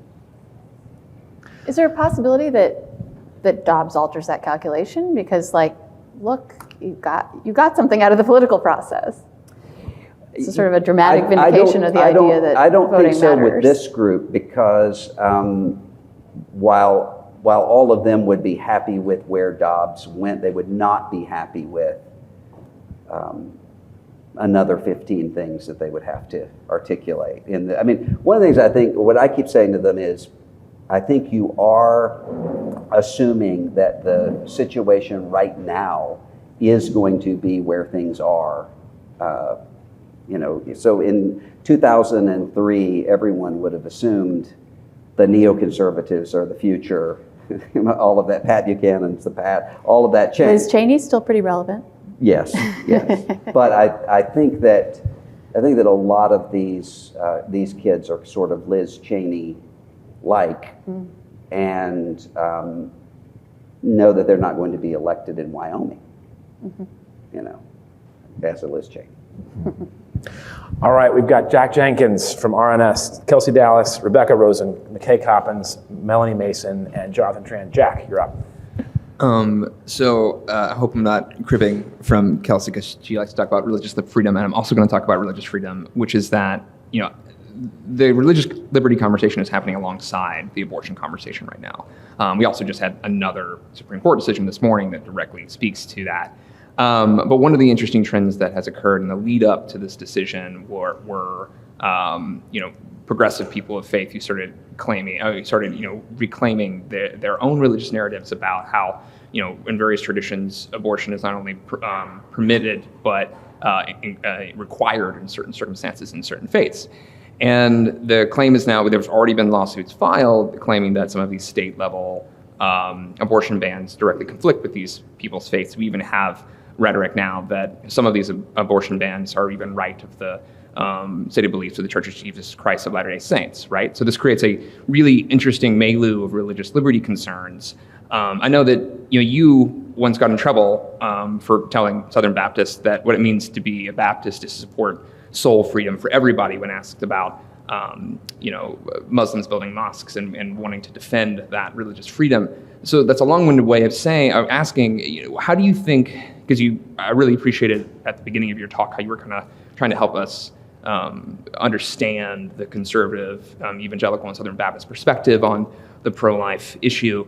How do you think they will react to those sorts of religious liberty claims and lawsuits from more progressive people of faith? What do you think would be the response to that moving forward? Will there be, some sort of acknowledgement of that religious liberty concern? Will there be a pushback to that? I'm just curious your thoughts on how the Southern Baptist Convention in particular, but also evangelicals broadly, will respond to those kinds of efforts. Well, in terms of the religious liberty claims, again, I would say one doesn't need to agree with this position to understand how pro-life people tend to think about it, which is the taking of a human life. And so in that case, the framework would be very similar to any other taking of human life framed in a religious liberty context. No one has argued that religious liberty is absolute to the exclusion of every other right, including the right to life. And that was one of the things that, some of us who are working in the religious liberty space would have to say all the time against. Well, what you're saying is that religious liberty means that someone has the religious liberty to spread smallpox. Of course, this was pre-COVID vaccine conspiracy theories. But to spread smallpox at school, or to allow their child to die no, there's conflicting claims there. So I think it would be a very similar reading there, as well as to say there are all sorts of legitimate criticisms that could come against my own view. The imposition of religion, just in my view, isn't one of them, because almost everybody across the ideological spectrum would say conscience motivations are good, and often even religious motivations are good. It's just where they show up. So I'm not sure that the religious freedom argument is going to prove to be where this battle takes place. And just a quick follow-up, you were talking about in terms of the concept of life, and I'm curious about that part, because the claim of some of these religious advocates on the other side of the issue is that their religious belief is that it is not life, right? That is potential for life and not life itself. And that's a direct theological debate. And I hear you saying that that wouldn't be convincing to Southern Baptists, as they don't believe that. But are you saying that because there's just that theological rejection of that belief outright to begin with, it's not something that it's going to take hold in the courts or in the culture? Is that what you're saying? Well, there aren't very many people on the pro-choice side, at least right now, certainly in the activist community, that would say this isn't life. They would say this isn't a person, a rights-bearing person. But almost no one is going to say this isn't human life. And so a pro-life person would say, my belief that this is a life isn't a religiously defined article of faith. What is whether or not I ought to care about that person. And so for them, it is a question of who is my neighbor, rather than this is an object of faith that I'm taking, that this actually is a human being. That's not how they would see it.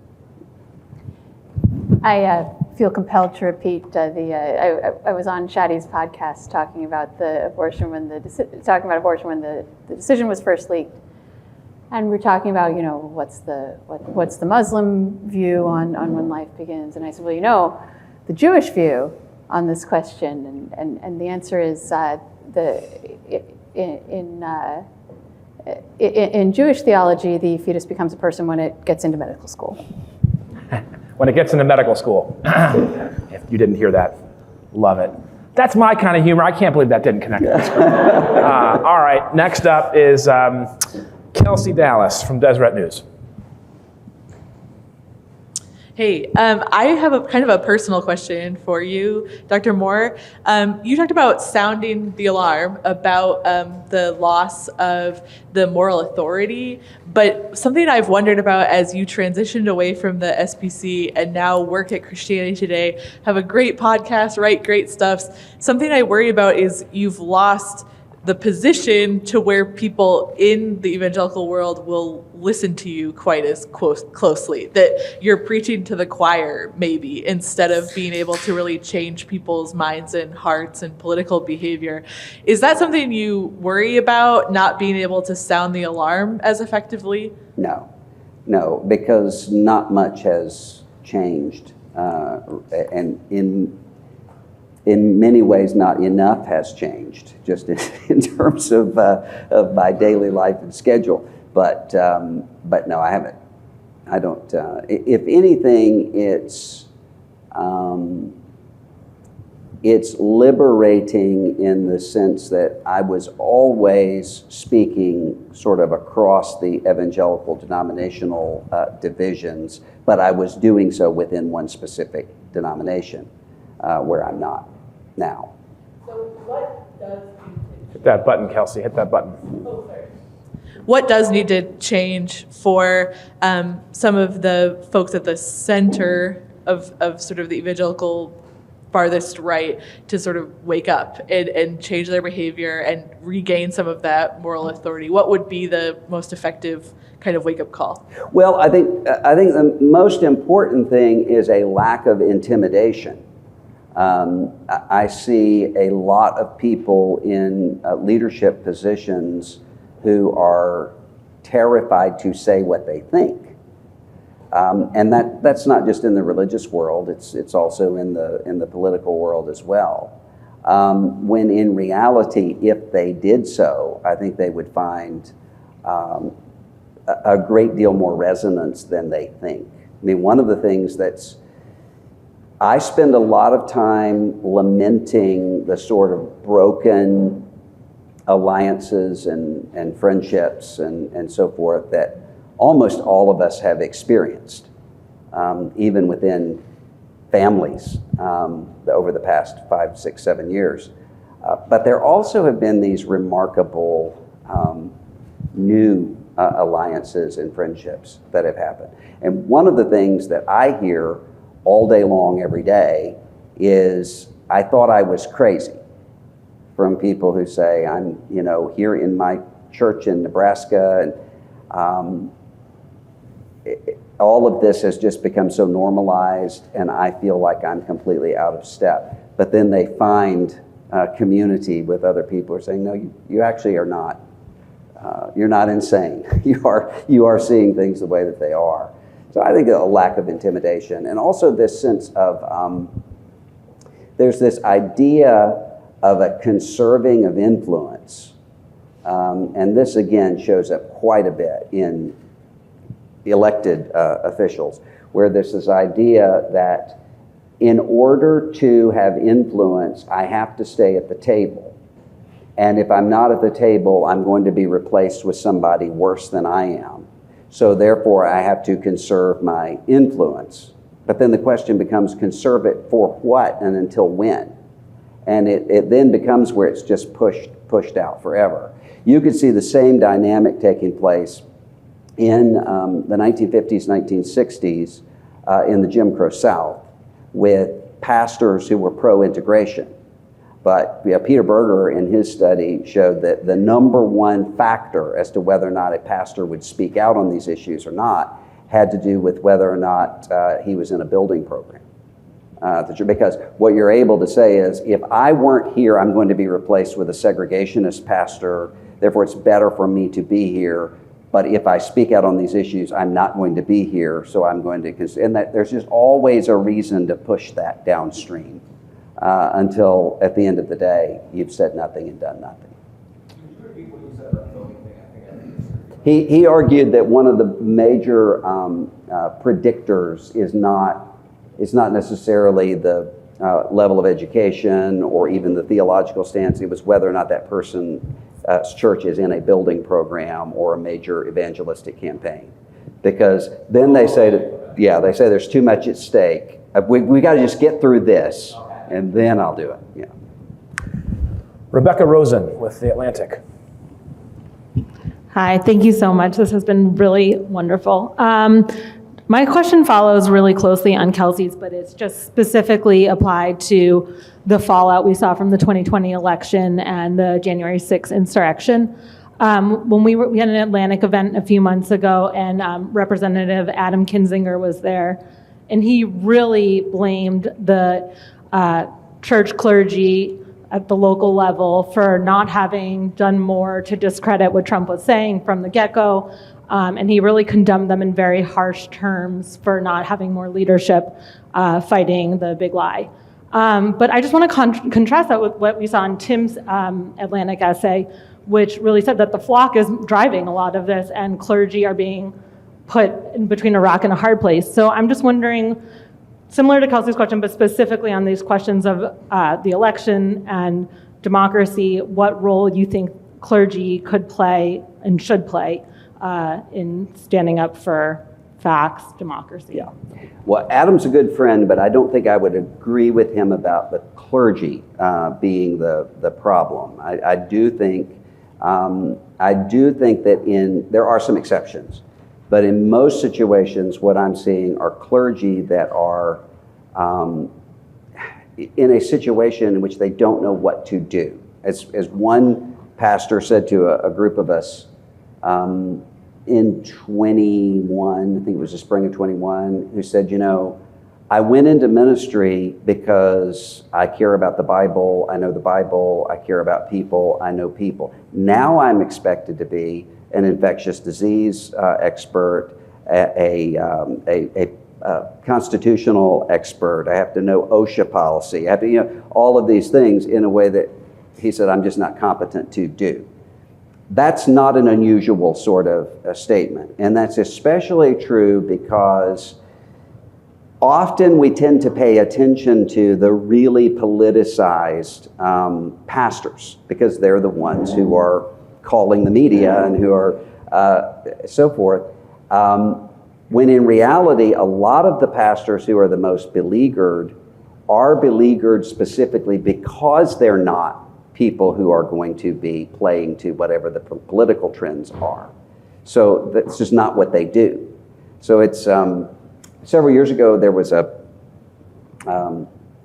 Republican politician who was interested in running for president later on, and who said, "Can you tell me sort of what are the up-and-coming evangelical churches in Iowa and South Carolina. And I said, I can, but none of them will have you come and speak or give your testimony right before the election or give you your give you their church directory. They would never do that, whether they agree with you or disagree with you on that.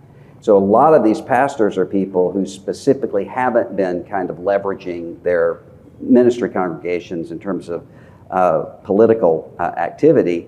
Now they're facing, some of them who have previously been able to kind of avoid the political divisions within their congregations because they didn't speak to those things, now are finding that doesn't work. Because rather than coming in and saying, well, I have to be able to minister to everybody, and so I'm not going to get up and preach about who won the Electoral College. I'm going to minister to all of the people in the congregation. They're going to find, as one pastor said to me, if I hear the words, your silence is deafening, one more time, I'm just going to pull my hair out. Because he said it's from both the left and the right in his congregation. If something has happened in the news and he hasn't immediately spoken to it with the requisite degree of outrage required by that segment, then he's silent. And there's just, they're finding a very, very difficult place to be. And it's a lot of it is not just sort of dealing with opposition. There's a great deal of disappointment in feeling like personal failures, because pastors will say all the time, I look at the Facebook feeds of the people in my congregation and I wonder, what have I been doing for all of these years? What they then want sometimes is to say, tell me how to fix it.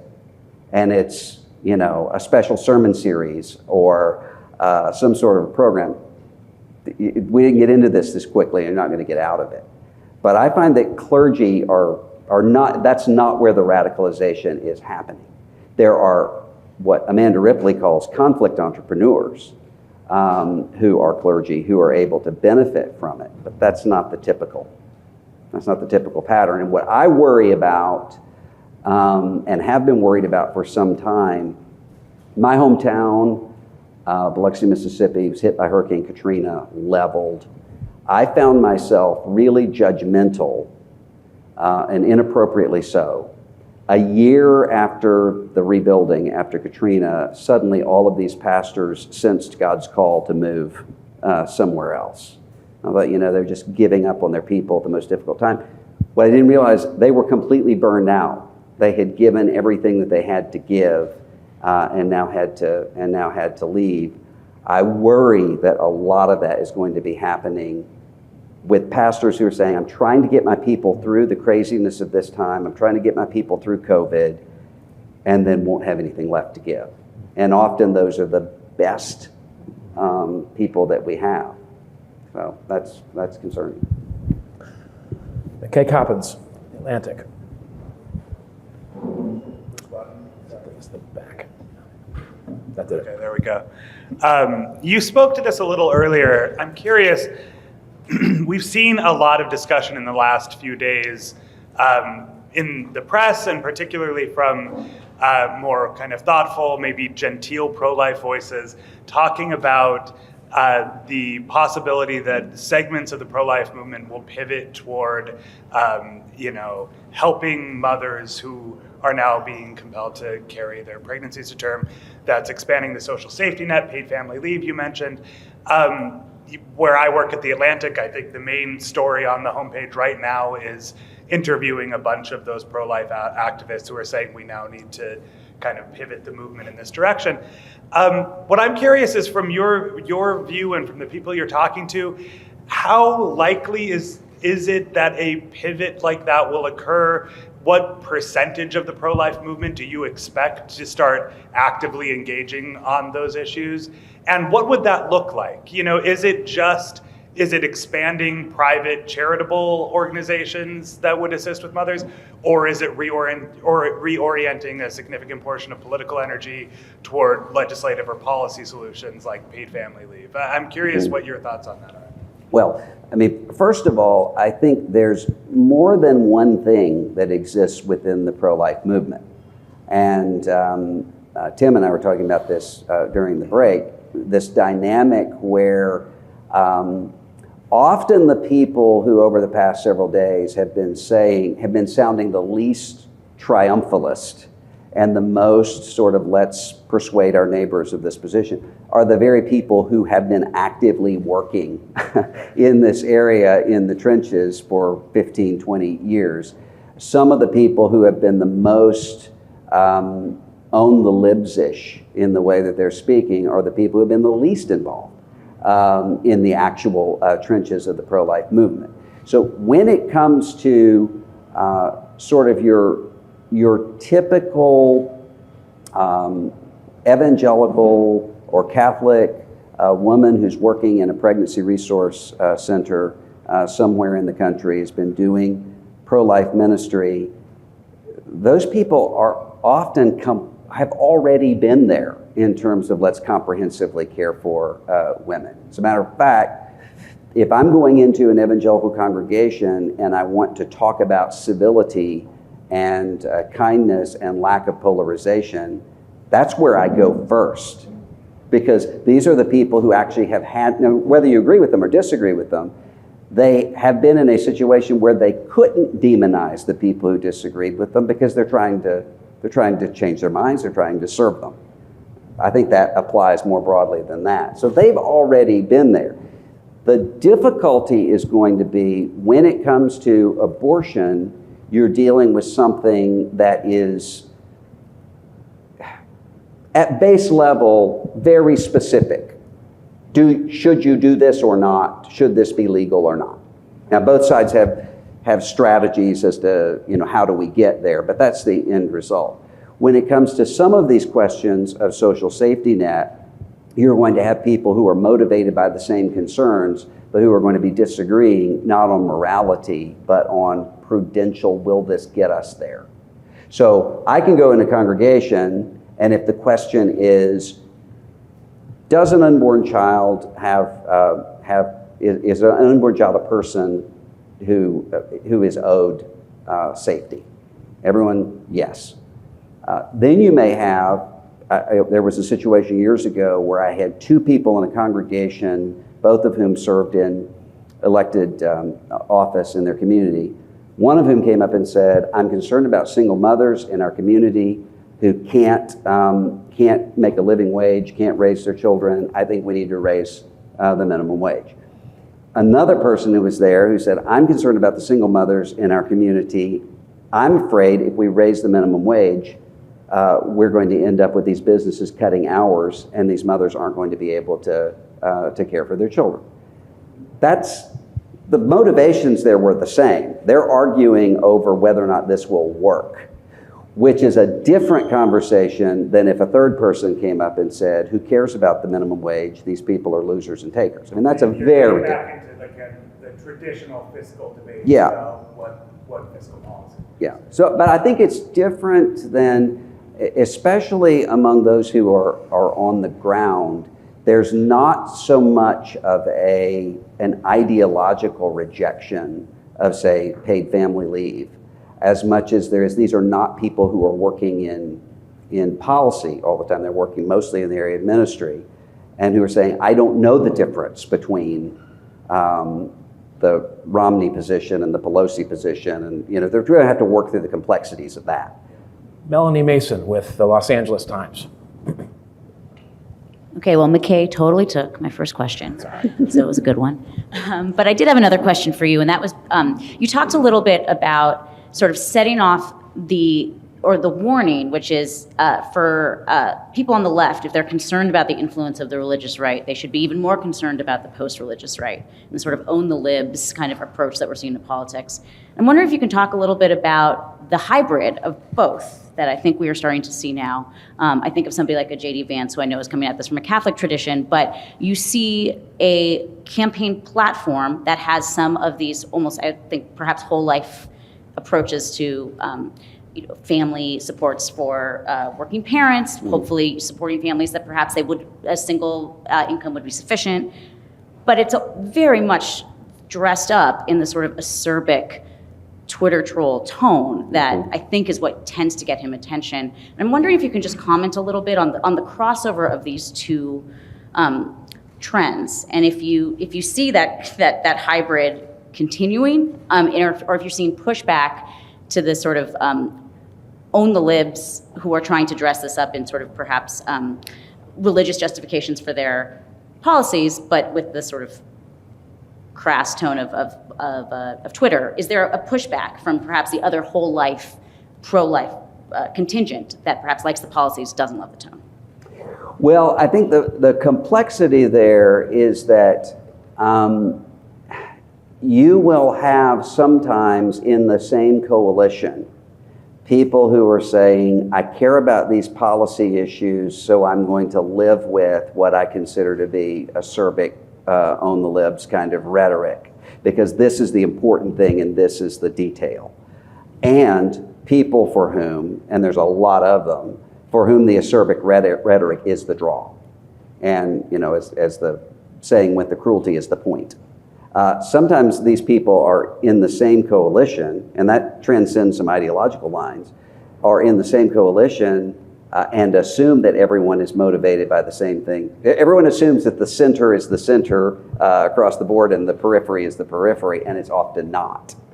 So I think it's really unpredictable how these coalitions are going to hold or resort over the next several years. And I don't think that many people are ready for the potential of those things being resorted, because everyone is acting like the ideological lines are always going to be the same as they are right now.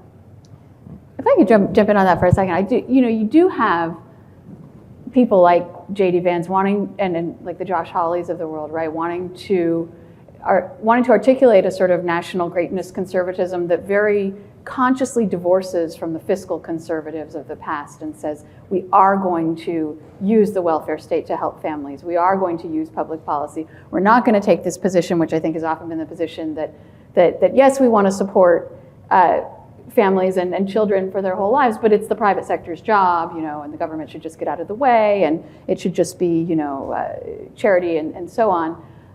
So I think it'll be very interesting to see whether and how they really put policies on the table, put meat on those bones, put an agenda together that makes that more than rhetoric, that actually, so I just opened my computer to look at my notes because as you may know, if you were a close follower of my work, I found out about the Dobbs leak from Marjorie Taylor Greene, who I'd been spending the day with and who came up to me afterwards and with tears in her eyes to tell me that this had happened, which was an interesting way to learn about it. But as part of our conversation, I had asked her, if the Republican House majority should pass a national abortion ban, and that was where she took it. She said, if everyone says they're pro-life, we should end abortion. But I follow that and say, I want to see more help for orphans. I want to see more for the foster care system. We've failed our kids, we've failed women, and I think that the way we're spending our tax dollars is a failure because we don't want to see women and children on welfare for generations. So it's an interesting sort of triangulation of those two philosophies, right? To say, I do think we should spend government money specifically helping the people that we say we're trying to help, but on the other hand, not the way we're doing it now. And I don't think she's ever, seen a spending bill that she didn't want to vote against. So I think it will be a very interesting challenge as the conservative movement reshapes into more of this ostensibly populist mold. Do they then come forward with policy, given that it is still very much a political alliance with the sort of libertarian fiscal conservative wing of society in terms of the sort of top lines of the GOP. So I'll be interested to see where that goes. Just a real quick note, because it's relevant to your question. We have a little podcast. I know a lot of you have your own podcast, and you're never supposed to plug your own, but we do. And Ben Sass is this week's visitor, and he did a nice job talking about how much of the noise comes from just those, those very edges of the bell curve. And it's harder to read the truth of it, the tea leaves. He does the same thing with cable news and more. But it was an unusually helpful episode on that question, I thought. Ibu Patel from Interfaith America. Great. Great. So in some ways, I think I'm asking the other side of McKay's question to Russell. Maybe my question is more for Molly, which is what happens to the pro-choice movement after this? And I'm going to put something starkly, which I don't necessarily believe, but just for the fun of it, put something starkly. So it's interesting if you contextualize pro-choice approaches in politics and the movement on the numbers vis-a-vis other kind of civil rights issues, interracial marriage, gay rights, the movement on the numbers for gay rights, and most racial justice issues, minus the last 5 or 6 years, has been like double digits towards progressives. This has not been the case for abortion. Much of the pro-choice movement has pursued a strategy that's focused on the courts, not necessarily the population. Some pro-choice language has dealt with abortion casually rather than as the kind of safe, legal, and rare framework that frankly centrists like me, pro-choice, but view abortion as a tragedy, are much more comfortable with. The Ryan Grim Intercept article, which uses pro-choice organizations as the kind of case study of the meltdown of progressive advocacy groups in the post-George Floyd movement. So what happens to the pro-choice movement? Is there the Ryan Grim Intercept article? Anybody who runs a nonprofit organization is like, this is the truth of my world. Thank you for saying this. Last part of this. What is the likelihood that a defund the police kind of rhetoric expands within the pro-choice movement? A kind of FU to the fascists, and the rhetoric is going to be scorched earth, right? Again, defund the police post-George Floyd, in an era in which you now have to win converts who will vote for you. Yeah, I mean, I think it's clear that the pro-choice movement is sort of in disarray, and potentially the larger feminist movement. I don't know if you saw Michelle Goldberg's essay in the New York Times about the backlash to feminism, and I thought that was incredibly powerful and very convincing. I would say that, the arguable extremism of the abortion movement, that ship sailed a while ago, right? The safe, legal, and rare hasn't been the operative mantra since the 90s. And we've seen a movement that was convinced that it already was on the right side of public opinion, been increasingly assertive and increasingly demanding on the left, of Democratic politicians in particular, seeking, to purge anyone who's pro-life from the Democratic Party, seeking to make it safe, if not mandatory, to be pro-abortion, not just pro-choice, right? Which was the sort of term that was invented to communicate to people that we are not a pro-abortion movement. We're a movement that wants people to have choices. But as long ago, I guess this is a decade ago, you had Sandra Fluke, for example, speaking on the floor of the Democratic Convention, and there was a feeling like we're winning, we're on offense on these issues. And then, in 2020, Joe Biden, a Catholic Democrat who'd long considered himself personally pro-life, but voted mostly on the pro-choice end of the issues, he was pushed to the point where he felt that if he was going to win that primary, he had to reverse his stance on the Hyde Amendment, right? He could not anymore take this position that federal funds shouldn't be used for abortion, and he was prompted to reverse himself. And so I do think that is where the pro-choice movement is now, and that is the tenor of a lot of the rhetoric that you're hearing now, is this sort of maximalist demand for elected officials to prove that they're all the way there and not to take any sort of compromising stance or even to the point when, after the Dobbs decision leaked and the Democrats in the Senate went to put a messaging bill on the floor, to do a sort of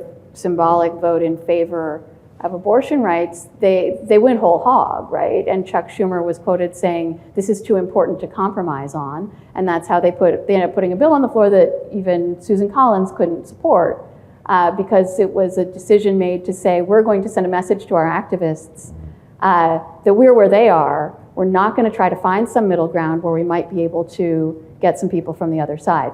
So that's going to be the question facing the pro-choice movement now, is it possible, given the high emotions, given how passionate so many people are, given how devastated many women are by this decision, is it then possible to try to find a sort of more moderate, more appealing, more public-facing stance that can win over people who maybe aren't all the way on the left?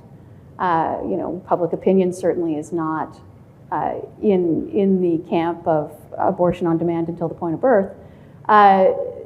Is it going to be possible? And I think given just the strains on the movement for so many other reasons, whether it's the internal debates within those organizations that have been so ruinous, or other intra-movement dynamics, I don't know if it'll be possible for the movement to sort of become, to be unified around a message to the public that can be sort of winning in the court of public opinion versus just sort of satisfying the activists and making them feel good. And real quick, even though you're not a columnist or a pundit, how would you score President Biden on Friday commenting that, look, haven't seen the end of this, we're going to fight this, let's fight this electorally, and let's not do violence. Let's keep that in mind as we're out there. I don't have an opinion about that. Sure.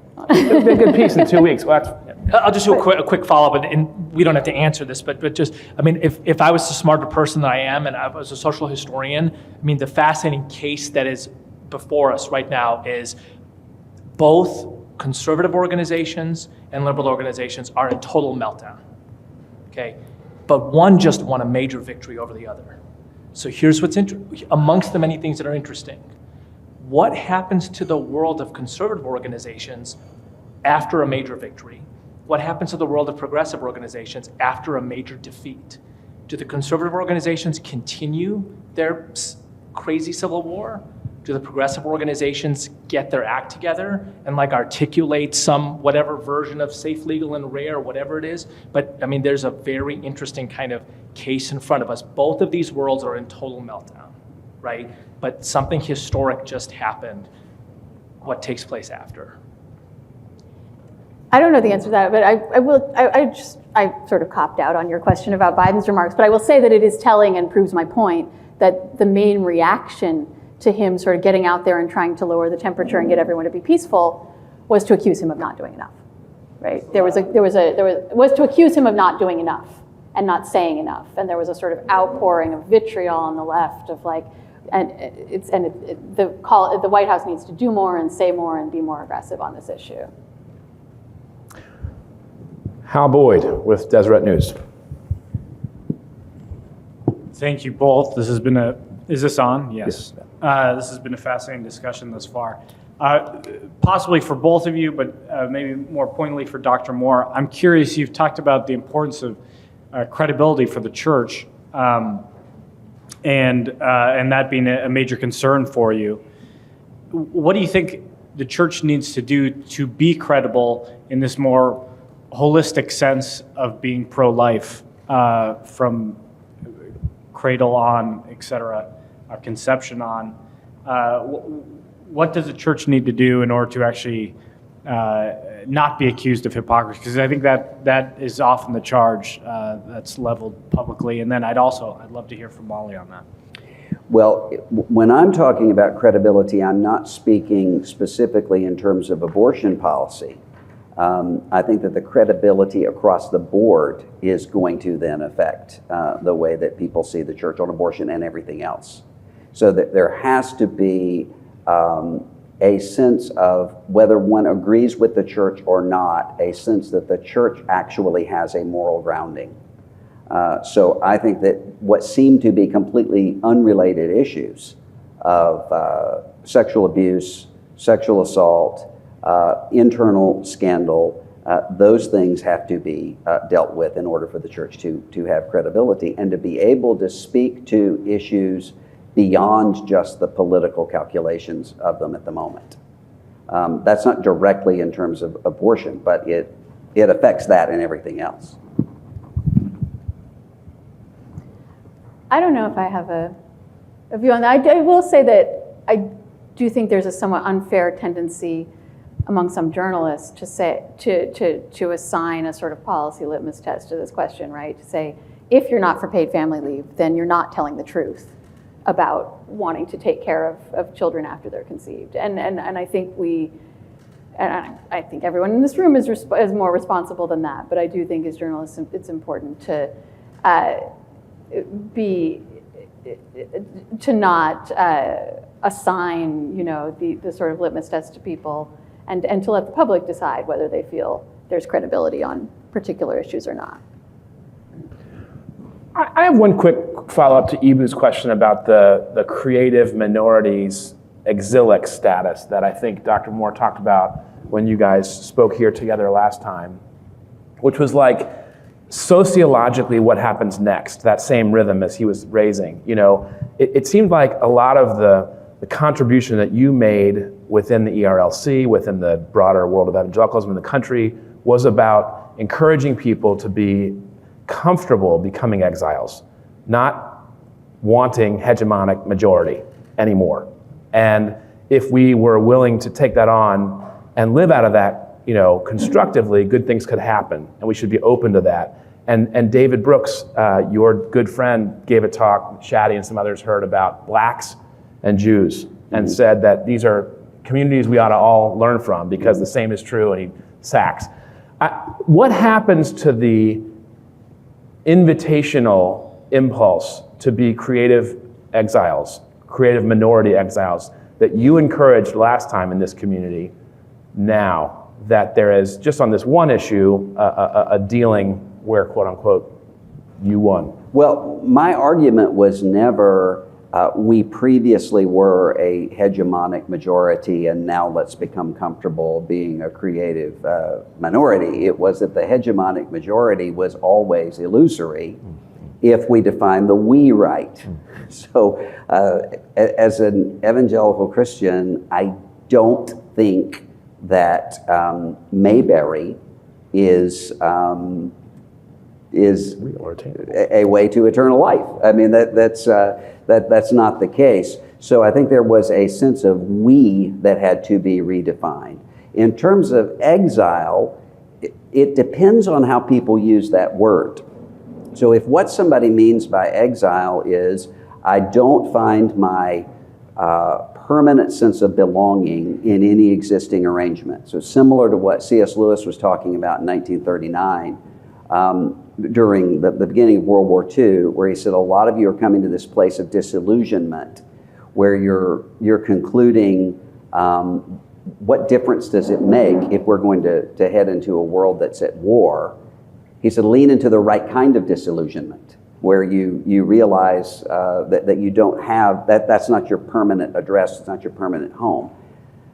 That's a very different thing from a kind of exile that says we were winning and now it was taken away from us and it's their fault.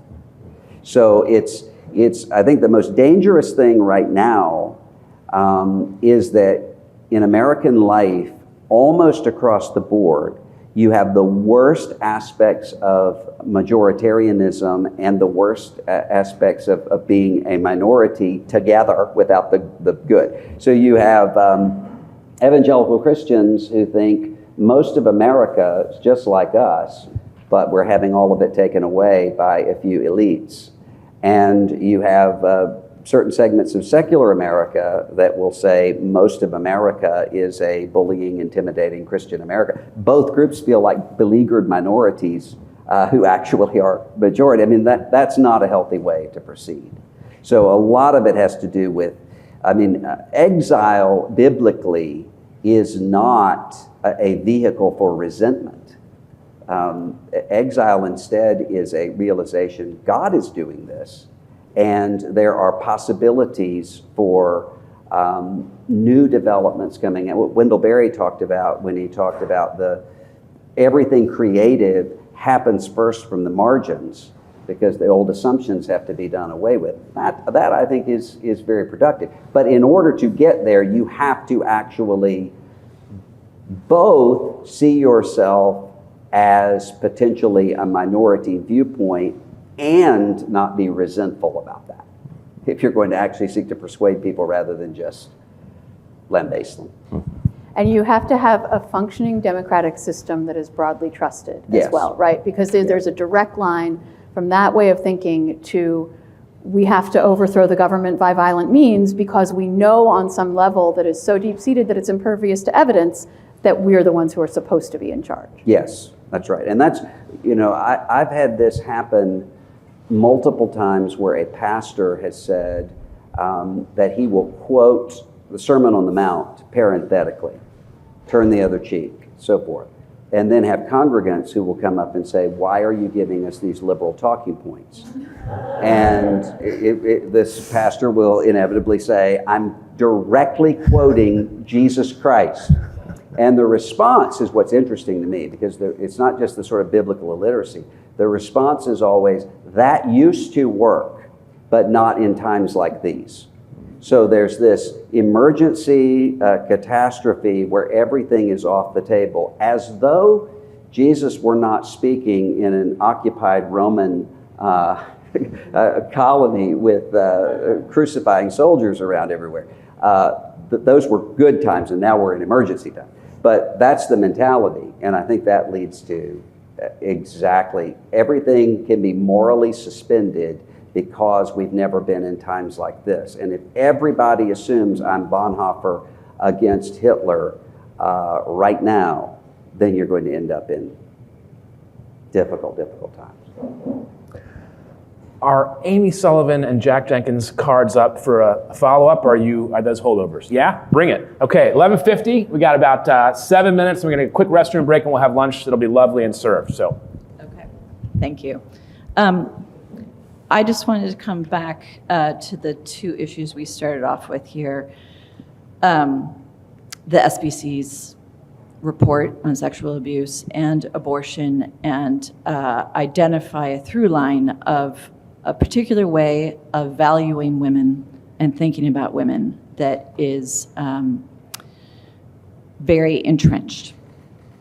And although you have talked about people who very much do exist, who have strong pro-life views and who value women very much, it is the case that there are a lot of people who don't trust women, who in fact hate women, want to punish women. That used to be something that I would argue with my pro-choice activist friends about and said, that's unfair, you can't put that on pro-life people. But it is in fact something that has become very clear in the last few years.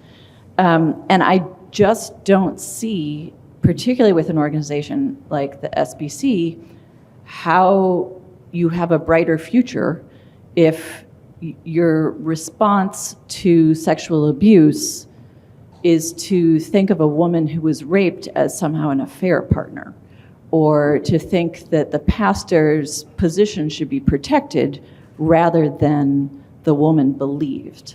I guess I'm just wondering how that's a fundamental part of the institution, how you move on in an optimistic way without that being altered. Yeah.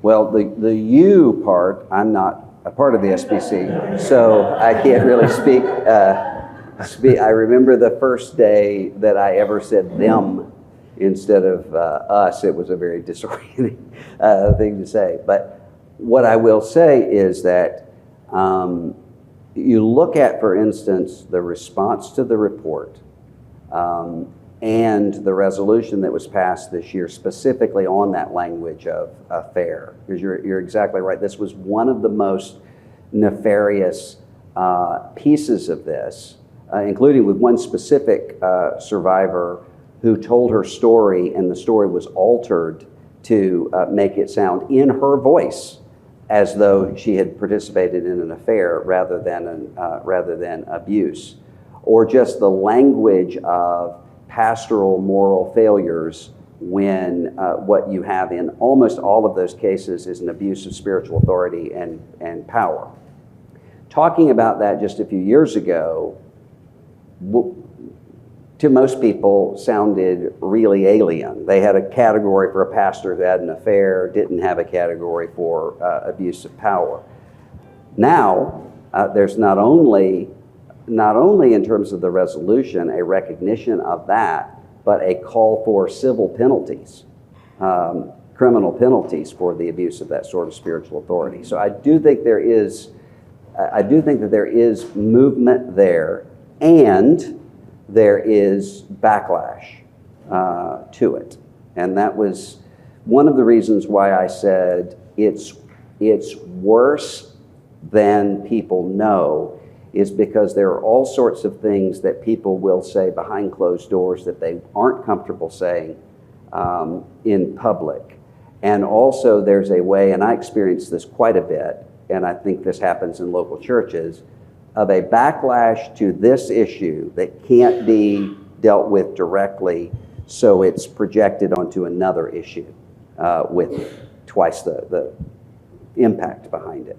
So I think both of those realities are taking place. But I do see movement in terms of, if you even just think about within the SBC, the fact that when I called for a third-party independent investigation to the SBC president, that happened because the messengers insisted on it. I mean, the RNS piece by, I think Bob Smetana did this, on how close this came not to happening. It only happened because you had messengers who insisted on it and who didn't take the typical pattern, which is to say, well, we'll refer it to a committee, which is the way to say this will not happen. They insisted on this takes place, and then it had to be voted on multiple times before it took place. So I do think that there is an awareness there. The question's going to be, are these people willing to deal with the backlash directly, rather than just to assume that it will go away? That's the outstanding question.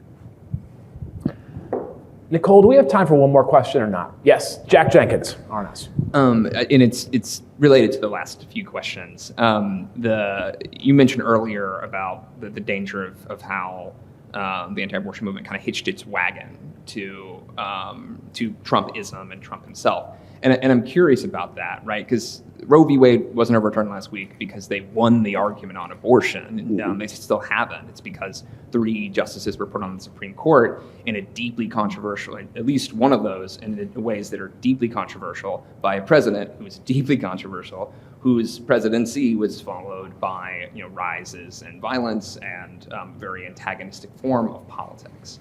And so that is what has ushered in this new moment, and that is now attached to the pro-life movement. And it kind of, we were talking about this earlier.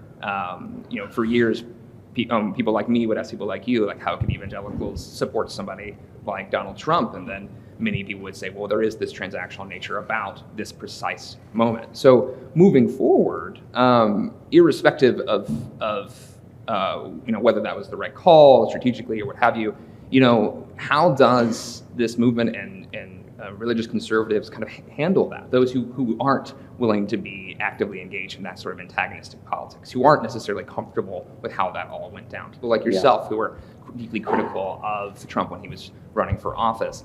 How do they get away from that moment defining this victory for the anti-abortion movement? Well, I think one of the ways is, I think there is a tendency, and we can see this. We mentioned Liz Cheney. There's a certain segment that will say Liz Cheney should not be speaking up for democracy because she's anti-gun control, or she's Dick Cheney's daughter and she's supportive of the Iraq War, or what have you. In a way that I think is deeply self-defeating, If you're going to have the triumph of democracy, you have to have people such as Liz Cheney supporting democracy. And I think that if the message is in order to be opposed to authoritarianism, one has to be pro-choice. There's a certain segment of people who are going to realize that's a false choice and I'm not going to make it. But then there are other people who are going to say, if those are the two choices, I'm not going to be pro-choice. So I don't think that that's a healthy way for us to go. I think the question is going to be, when it comes to the pro-life movement, as with every other social reform movement, there are two parts of it that are both necessary. There's a legal aspect of it, and there also is a cultural persuasion aspect of it. And you can win the one while losing the other. That's what I think is going to be important right now, is making sure that you don't end up with a short-term court win or political win and a long-term loss in terms of persuasion. That was what I worried about and prayed that I was wrong about, but I don't think I was, which is when people would say to me, we're voting for Trump as a lesser of two evils, and this is a transactional sort of arrangement. So one friend said, I'm not voting for one person, I'm voting for 1,000 people in an administration. I think that's a reasonable argument. I do. It's not the calculation I make, but I think it's a reasonable argument. The thing I worried about was that we're in an America where not only do I morally think lesser of two evils is not workable, it's that I don't think it's possible in this sort of environment. And so if there had been people who were actually going to say, we're with you on some of your court picks, and we think that the way that you're speaking after Charlottesville is reprehensible, or many other things all the way through. We like Amy Coney Barrett, and we think January 6th is horrific. That would be one thing. We're living in an American context where that is very, very difficult. People find their tribal leaders and tend to become shaped by them. So that I could see people who were, during the George W. Bush administration, very interventionist, internationalist, and who now are isolationist, and isn't it terrible the way that people are dragging us into war, who haven't had a change of mind, who won't say I was wrong on Iraq and now who just simply have leaders who have changed, and that happens on the left as well. That's the difficult part. Well, lunch is served, but first let's thank sobering, long-term, thick, religiously informed, rich conversation. Thank you so much, guys.